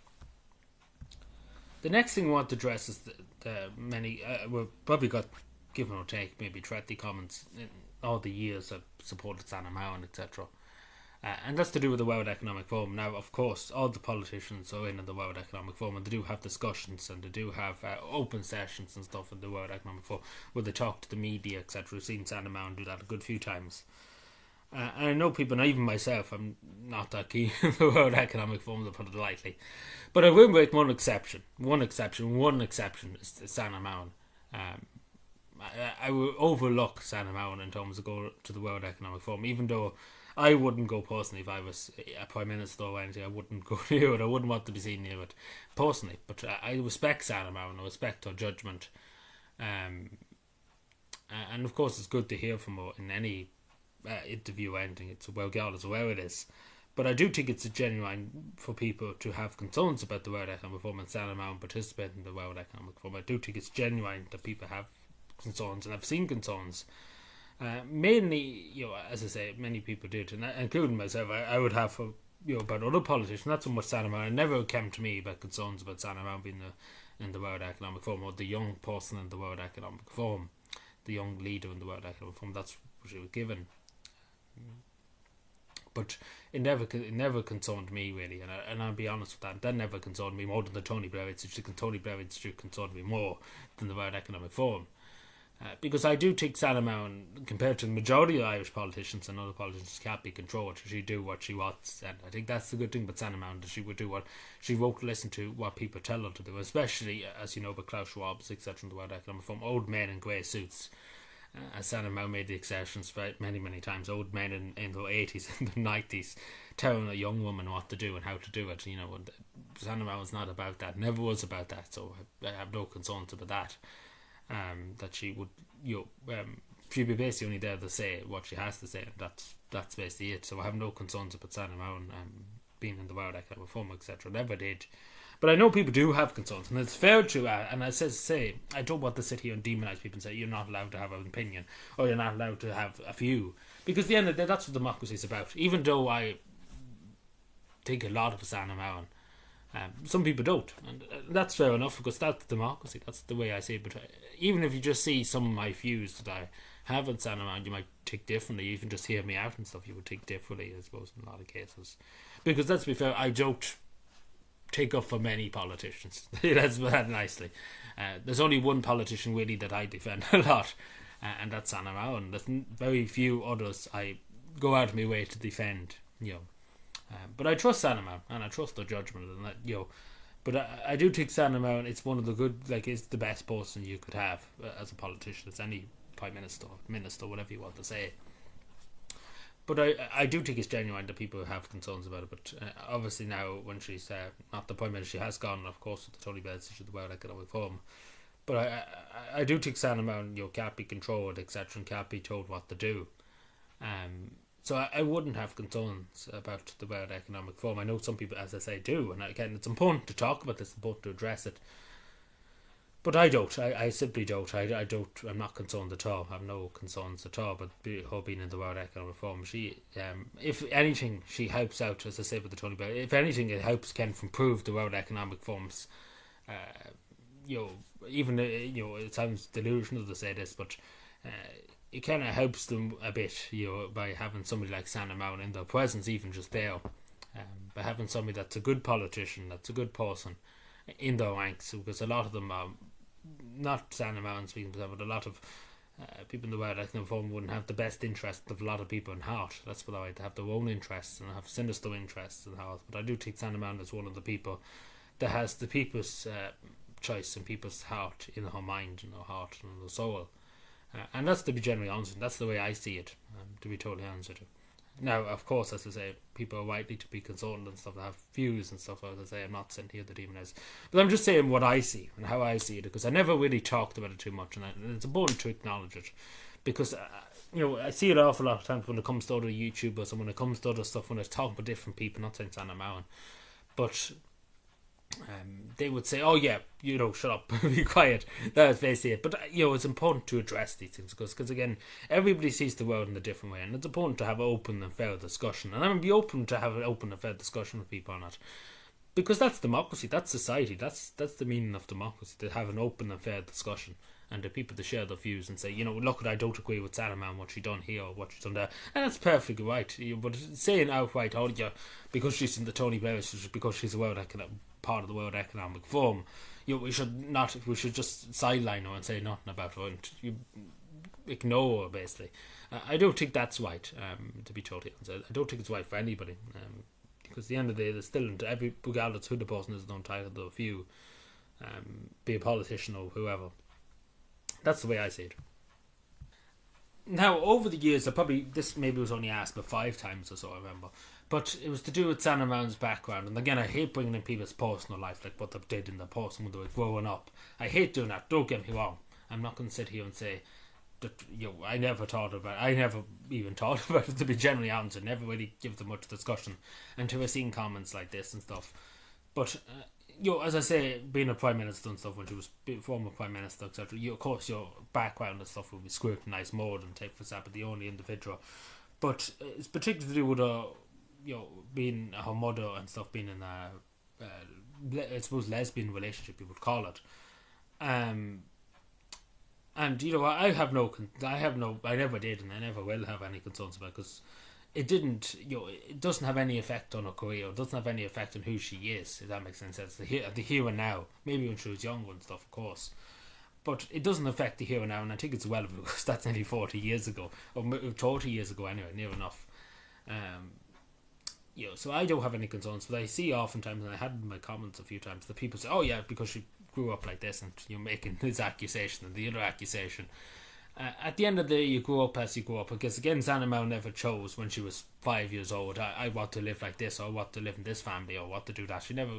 She never had the choice. Let's put it that way. And we all don't have the choice. The way I grew up too, I never could say when I was 5 years old, I want this and I want that. You can never choose the way you grow up, especially when you're young. You never can choose. You can never choose it. It's not anybody's fault. The way you grow up is the way you grow up. I suppose that there's no picking and choosing. Either you be rich or poor. And Sanna Mound was poor. They had literally no money, basically, literally no money. They suffered a lot. But a lot of people look at that, and they don't look at her like working her way up, working hard in a bakery as a cashier to make ends meet, working 2 jobs to try and make ends meet, to try and get her life going and stuff, and trying to pay the bills and look after herself and her family. They don't look at that. They look at, because she had lesbian mother and etc. and all that, and about her mother leaving her father because of alcohol. And she talks about in her book too about her mother leaving her father because her father was a raging alcoholic, and thankfully she did, and I think it was a good decision. I think her mother deserves a lot of credit for that, because Sanna Mound probably wouldn't be where she is today if her mother didn't leave her father. And I'd be generally open and honest with you on that, because her father spent every penny that they had, whatever money they had, their father spent on drink. I was more interested in the drink than Sanna Mound and stuff, and I think it was a good decision that her mother made, and her mother should be very proud of what she did, because it gives Sanna Mound her opportunity to shine and stuff. Because I don't think maybe it would have happened, but I think it would have been a lot more tougher for Sanna Mound to get to where she is today if that happened. I do think it would have took a lot more time. It might have took another 10 years, but I do think Sanna Mound was born to be Prime Minister. I know that sounds entitled and stuff like that, but I do think she was a born leader. I do think she had skills. I think everybody, when you look back on the whole life and stuff, you can see that she was destined for greatness. Whatever way you look at it, you can see that she was on the way to greatness, regardless of what. She was on the way to greatness, and she is a great person. She is a really, really great person, and I do admire what's up in feels. She is like an amazing person, especially the way she grew up, etc., and how she was able to get to the top job, especially 34. It's very, very impressive. However, even if you don't like the woman, you could say it's still very impressive. But I don't see personally. I never thought of it, and I never concerned myself with it, etc. But I do, like, as I say, when you are the Prime Minister, scrutiny happens, etc. And of course, when you're former Prime Minister and you're known to this level and stuff, you'd be scrutinised. But I say to people, look at the other, because again, they're only looking at one aspect of her when she grew up. They're not looking at, being the first in her family to go to college, working 2 jobs to pay the bills, getting up in the Social Democrats in Tampere, etc. Her rise there, or young rise there, and how she grew up, etc. Her background to another case. So just kind of focus on that one thing, and in a way too, it's to scrutinise her too. And again, I don't think it's not fair. In my view, it's not fair to do that, because it's not Sanna Marin's. Never was Sanna Marin, never was, and it never has been Sanna Marin's choice. Who people get into a relationship with, and it's simple as that. That's the way I see it. And again, but as I say to people, that's your constitutional right to have your views or whatever. I'm not sitting here and saying that I'm telling you what to do. I'm just saying the way I see it. But I would look at the other aspects of it too. I wouldn't just look at centre on one thing. I would look at the other aspects of it.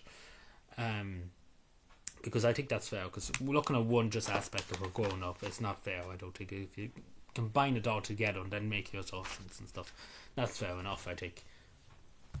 And then, of course, we'll talk about the next thing, which is joining NATO. Now, as you know, I'm a staunch Irish neutrality person. Never changed my view, and I don't think I ever will. And of course, Sanna Marin was the person that brought Finland into NATO for it's the Second World War. Finland had neutrality by its own choice. They could have chosen at any stage to give it up. And of course, Sanna Marin was the one that brought Finland into NATO.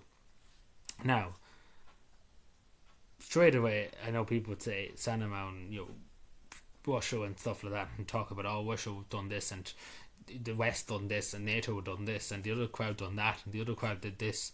But at the end of the day, when push comes to shove, the simple thing is that Russia decided, Putin decided, and I know we heard this many times from Western politicians, but it's simply the truth, that Putin decided himself to go in on Ukraine. Nobody else. Sanna Marin didn't say to him to go in. But he did. In simple side, regardless of what way you look at it, he decided. He made that choice. And Finland, being a neutral country and stuff, and especially with such a long border with Russia and its history, Sanna Marin, and Sanna Marin when she was younger too, if you look back even on her book too, she says about she was never that, let's join NATO and stuff like that. She was never about that.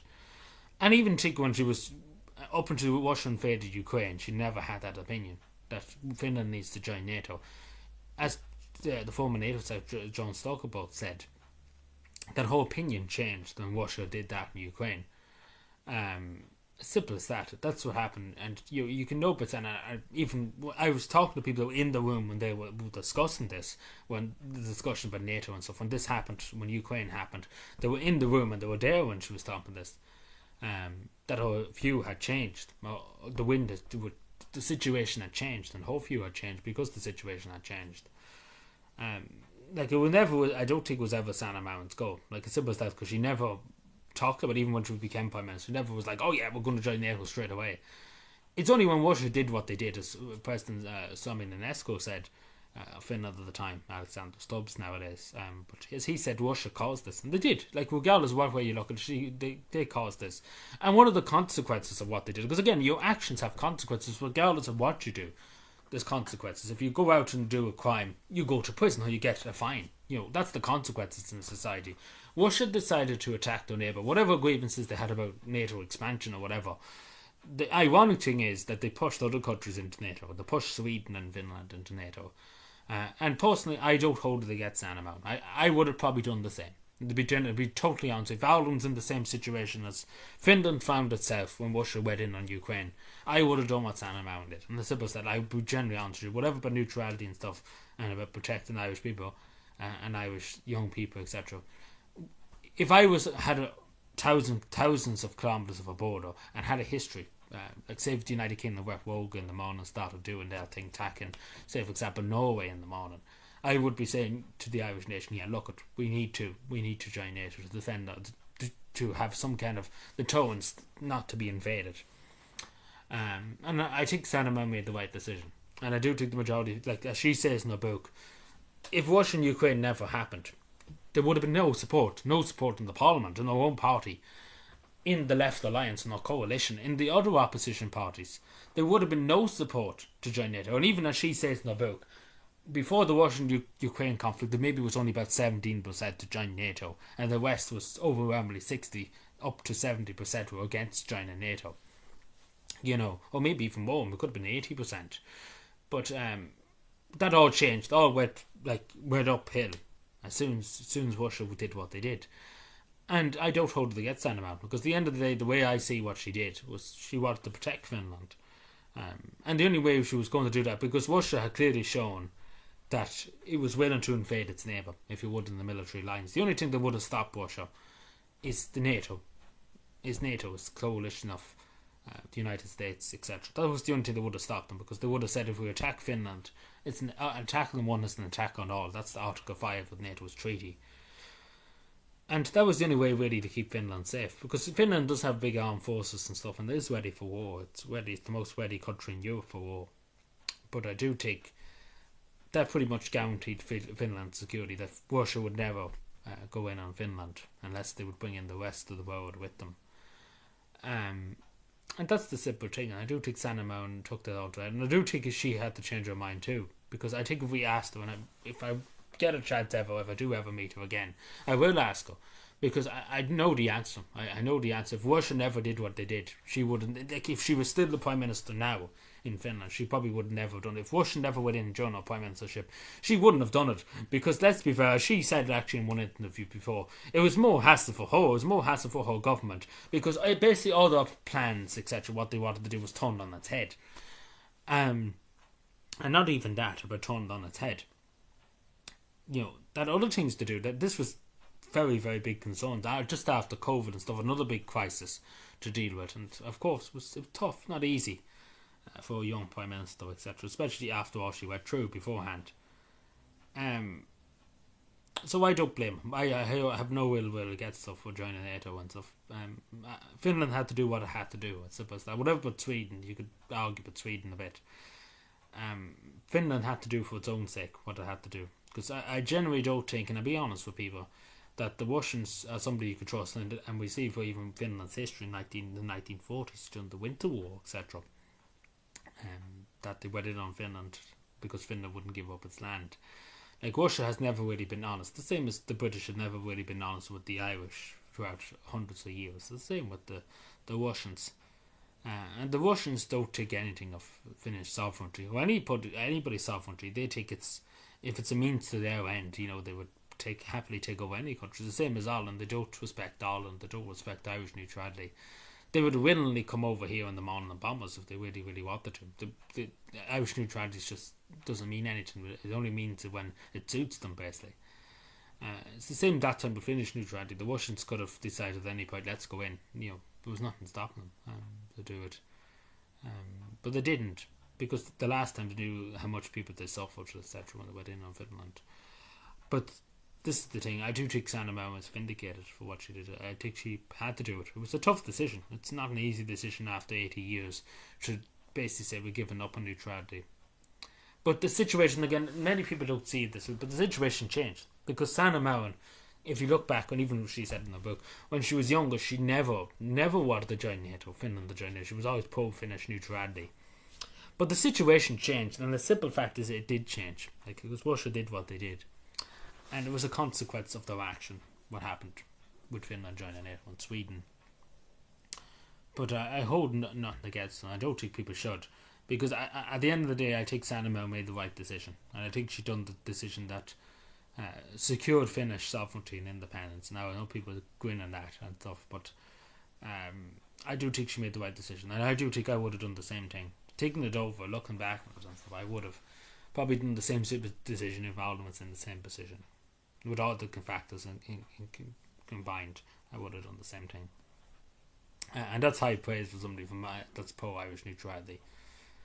But I do think she was white, and to sum it up nicely. And I see some people could argue, it was better for Finland to be neutral, but there was no guarantee that Russia could turn around and say, yeah, we're going to go in on Finland now. And that's the thing, because Russia said beforehand, you'll remember this too, that Russia said a few days beforehand, before they invaded Ukraine, the Russian army is only training on the Ukraine border, and that's what was said. They were only training, they won't invade. And literally, we know they did. So how can you trust people that said one thing and then does the other? And it's a true fact. And Sanna has pointed that out many times. Like, how could you trust somebody that said, yeah, we're only training on the border, and then they invade? Like, how could you trust that? So just the end note on the NATO, I do think she was white. And I understand some people would have views and say, oh, they shouldn't have Western expansion, NATO expansion, etc. But I do think the situation changed. And to be genuine honest, that's the way I see it. Now, if Russia ever did what they did, she wouldn't have done it. Simple as that. I might to be honest, I know Sanna Marin. She would never have done it. She wouldn't have never done it. And that's just to be totally upfront with her. She wouldn't have done it because she never campaigned for it before. She never talked about it before, up until when Russia did what they did. And it's a consequence of Russians' actions. And if Russia never did it, they would never have done it. They would still be neutral now.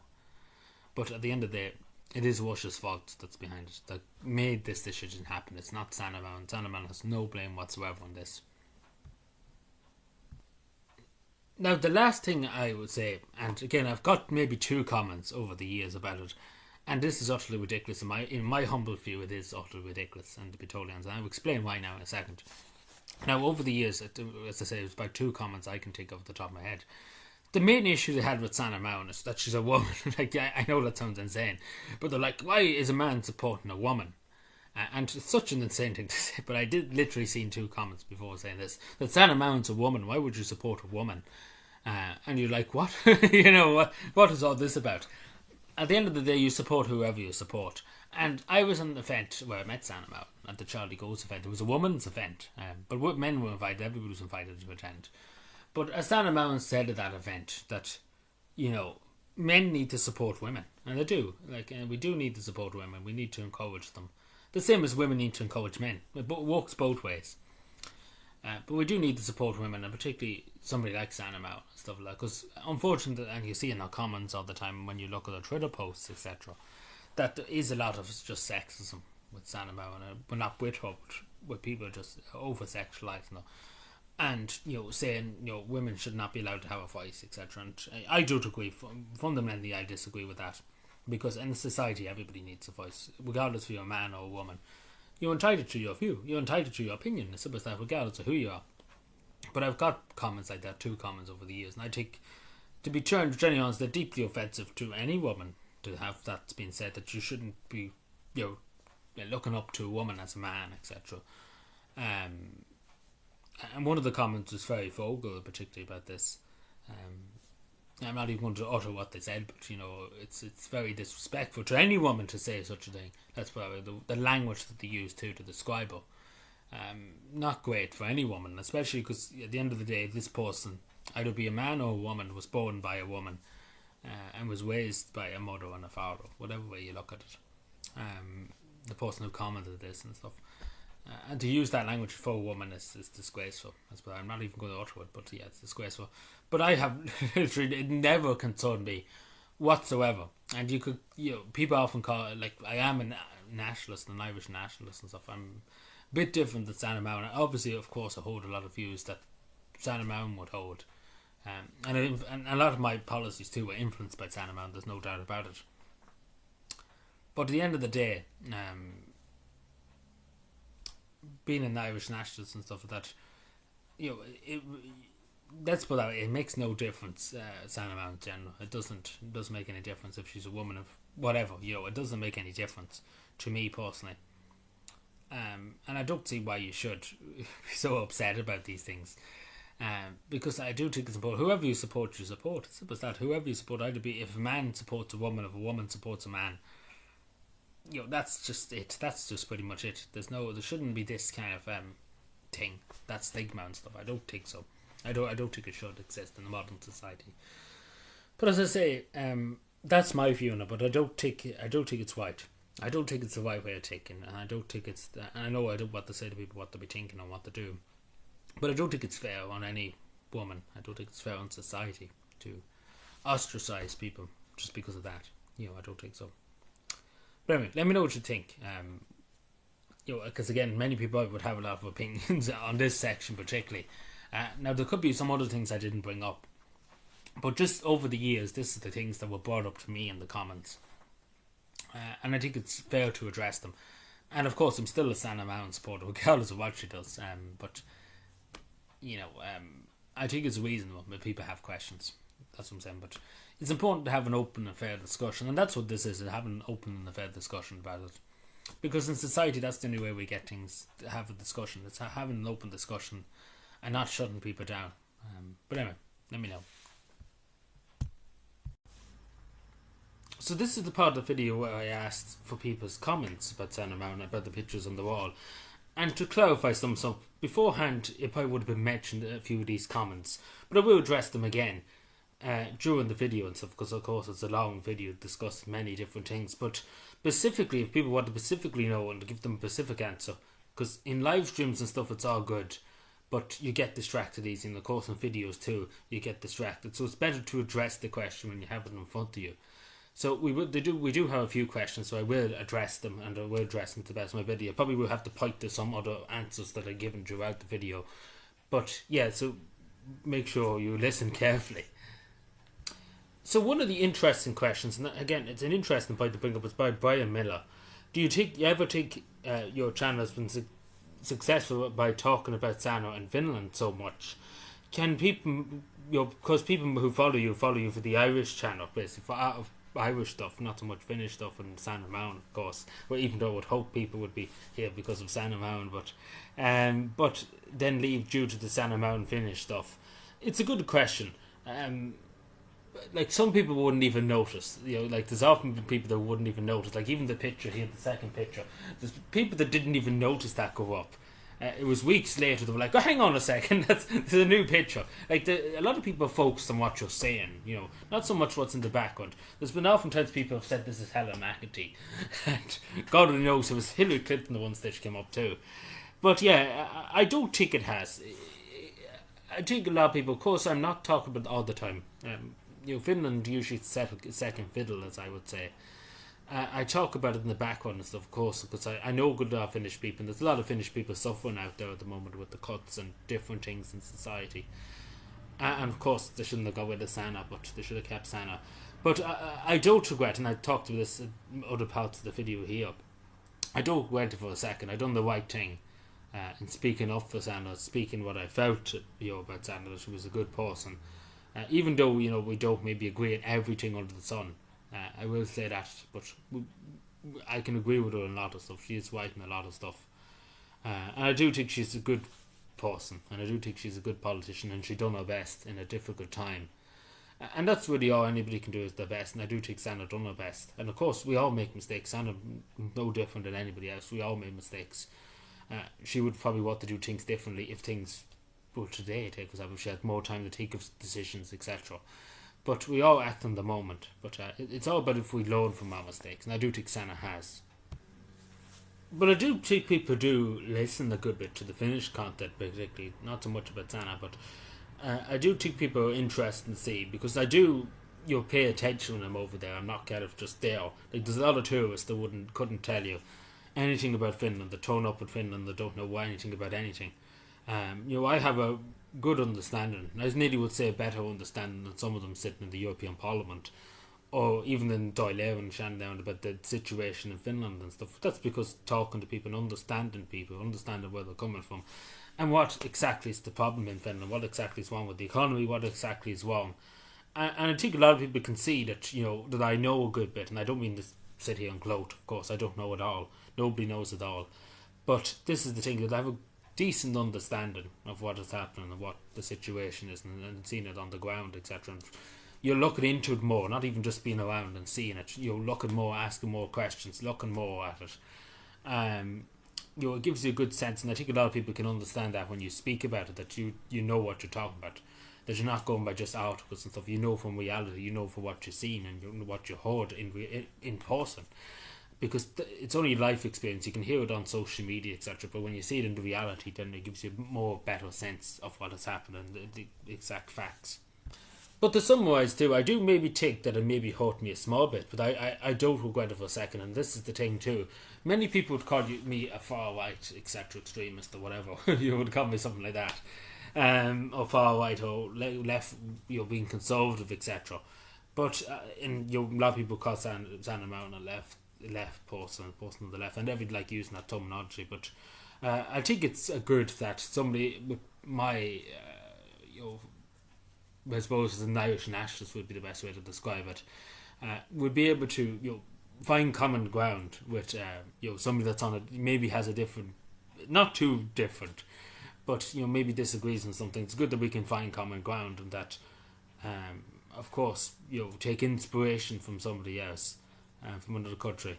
But I don't regret it for a moment putting up the pictures or anything. I don't regret anything about supporting Sanna. I was vindicated when I met her. I was vindicated for all the years I supported her. I was vindicated that I'd done the right thing. And I know I'd done the right thing. I knew it before I met her, but I was vindicated. I was totally vindicated that I was right to support her. And I don't regret it for a moment. I should have done it before. If not, I should have done it more before I came out about it and talked about it. And supported her and stuff. I privately supported her for a long time. Before I knew her, and before I seen her and she became Prime Minister, etc. We talk about that at the next point, but I should have come out longer before. The other question for Brian, it kind of adds into what I was just saying. How did you ever kind of find Sanna Marin in Finnish politics, particularly? And to summarise, and I talked about this before, I heard about her. I talked about this in a good bit of depth at the beginning. That I heard about Sanna Marin too, because of course when she was in the Tampere City Council, of course the second biggest city in Finland, of course very young at the time, and of course became the chairperson of the Tampere City Council, and of course some of them meetings were viable because Sanna Marin's wittiness, etc. and stuff like that. But I heard about it then, and of course then a lot of people heard about it when she became the Prime Minister, of course, the youngest Prime Minister in the world at 34. It's quite impressive. Not gonna lie to you, so I heard about it. And I was always interested in this at the beginning in Finland and stuff. So Sanna Marin was basically the icing on the cake, if you may use that phrase. But yes, amazing person. But yeah, it just I just happened to come across her. I suppose before this is when she was in the Tampere City Council, before even she became Prime Minister, probably 4 years before she became Prime Minister. So around a good while ago at this stage, probably 2015, something like that, when she became, she elected to Parliament and stuff too beforehand, but not even 2015, actually probably even before that, I probably would have heard of her. But I heard about when she elected to Parliament too, and of course the Tampere City Council. But yeah, I remember that, I do remember, and that's how I came across Sanna Marin. So these are the questions from Greenface. I'm going to kind of phrase it differently, I suppose, here. He kind of asks, how does she see Europe's future in the short to medium term? But I will answer that, and I will say about how, I suppose, her lasted input on Europe, and of course the European Union, etc., and of course the world too. Not just the European Union, Sanna's a worldwide superstar. I know every right to be totally honest, but I do think she's left a very positive impact on the world, not just Finland, the world too. And many people like myself are big fans of Sanna Marin. Great, she's a great person and amazing inspiration to us all. But it's great to see that somebody that's came from like Sanna's background, where very little money, very little chance in life, was able to become Prime Minister at a very young age and stuff. And it's a good inspiration to many young girls, for example, that are growing up now. And especially now, it's a lot more tougher than Sanna was growing up. It's hard to say that, but it is the truth. And particularly we see in Afghanistan and other countries where women are treated badly and stuff. It's good to see that they have an inspiration in Sanna Marin, that nothing is impossible. The sky is the limit. And that's what Sanna Marin represents to a lot of young women and stuff, and it shows to a lot of young women too that they can actually lead, they can actually do good in the world. It's just about taking the first steps, taking the ability not to be afraid, etc., to continue to try and get to a political position or political power, etc., in a country, in a society, in a democracy, wherever it may be. But I do think Sanna has made a huge input on Europe, and I think she's made, particularly Finland too, but particularly Europe too, she's made a huge impact on Europe. Of course, the youngest Prime Minister ever. But not only that, too, a huge amount of attention towards Finland. And of course, a lot of people were very impressed by Sanna Marin, that she was very good leadership and she had done her best in very difficult times, particularly when the Russian-Ukraine war happened. She made very difficult decisions that probably no Prime Minister since the Second World War has ever made in Finland. And a lot of people respected her for her determination, her will to continue, because it was not easy, and of course it was never easy, but I think a lot of people remember very fondly in Europe, and I think she's made a lasting impression on people like myself and stuff, that support her and stuff. Of course, she's made a lasting impression on me, just speaking personally, she has. And there's no really debate about that one, especially meeting and stuff. Like, it's absolutely insane that I got to meet her and stuff and talk to her. Like, wow, I'm still kind of a bit just totally gone with that, but it's crazy. It still doesn't feel real, but that's only me, so you can only imagine people living in Finland and stuff, fans of her, etc., even around the world too. Huge inspiration, huge modern figure for politics. And again, there's not many great leaders in the world, but Sanna Marin is one. So I do think she's made a great impact on Europe, and I do think in 30 years' time and 40 years' time, when the history books are written, I think people would look very fondly on Sanna Marin and say that she was one of the greatest leaders of our time in Europe. Definitely, no Irish politician, no on Taoiseach on Taoiseach will ever get into that book, but Sanna Marin is definitely in that front page, in the front page of that book. So my final thoughts on the whole video, of course, it should probably be longer, this video, but I just want to thank people for watching. It's been a lot of work. It's been since end of February, and pretty much we're going at the end of April now, as I speak now, April the 30th, and this is coming out on April the 27th. So there's been a lot of work the last few months. There's been a lot of recordings, a lot of been axed, and a lot have been thrown out. But I just want to give my final thoughts and my final opinions on it. I don't regret for 1 minute. I know some people would say, you could have got more subscribers and stuff, if you were more right wing and stuff like that, and not really showing your support for Sanna Marin, etc. But I don't regret it for one moment. It was. I still feel very humbled and very honoured, and truly I'm blessed to have the opportunity to meet Sanna Marin. I hope someday I do get to meet her again, but she is an amazing woman, true inspiration to me, and it's given me a lot of hope for the future, and a lot of determination, and I'm very proud to be a supporter. I always did support Sanna Marin, but I'm proud that I was right in my judgment. I was right in my judgment in supporting her.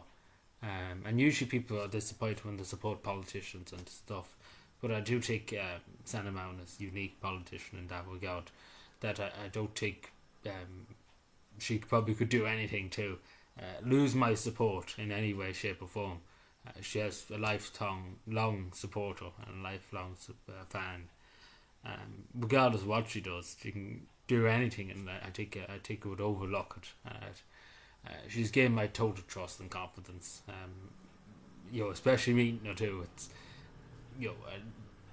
there's nothing that can stop me from supporting Sanna Marin, but she is a great woman, and I do hope history reflects that, because as Patrick Pearce says, they may say harsh things about us now, but in the future they will praise us. And I do think there's some people that will denounce Sanna Marin and say stuff against Sanna Marin, but I do think in the future they will praise her for her actions and for what she did. She is a good person, she's a good politician, and there's not many like that in the world.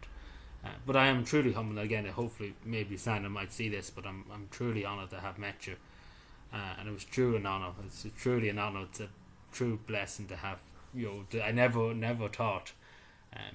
Still crazy to think about. I'm still kind of shell shocked. I'm still did it happen and stuff, I'm still shell shocked, and we're in April now and I can't believe it.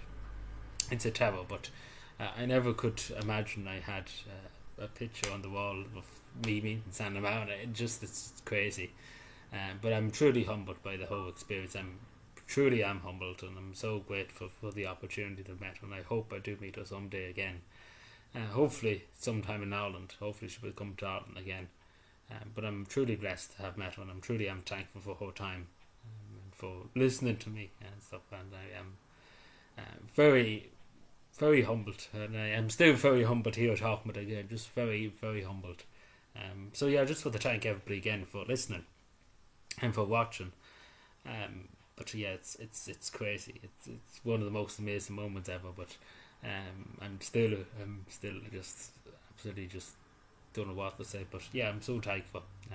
And I just want to thank everybody for watching. I know this might not be everybody's cup of tea, but I'm thankful for you listening and for listening to my ramblings, and I suppose hearing a bit more. As they say nothing until you hear more. But yeah, the question's been asked a billion times about why Sanna, why is that picture on your wall? Who is that picture? Who is she, etc. And we finally have the answer to the Mona Lisa, the Finnish Mona Lisa too. We should replace the Mona Lisa and put it with the Finnish Mona Lisa. But yeah, thank you everyone. Appreciate it. Goodbye.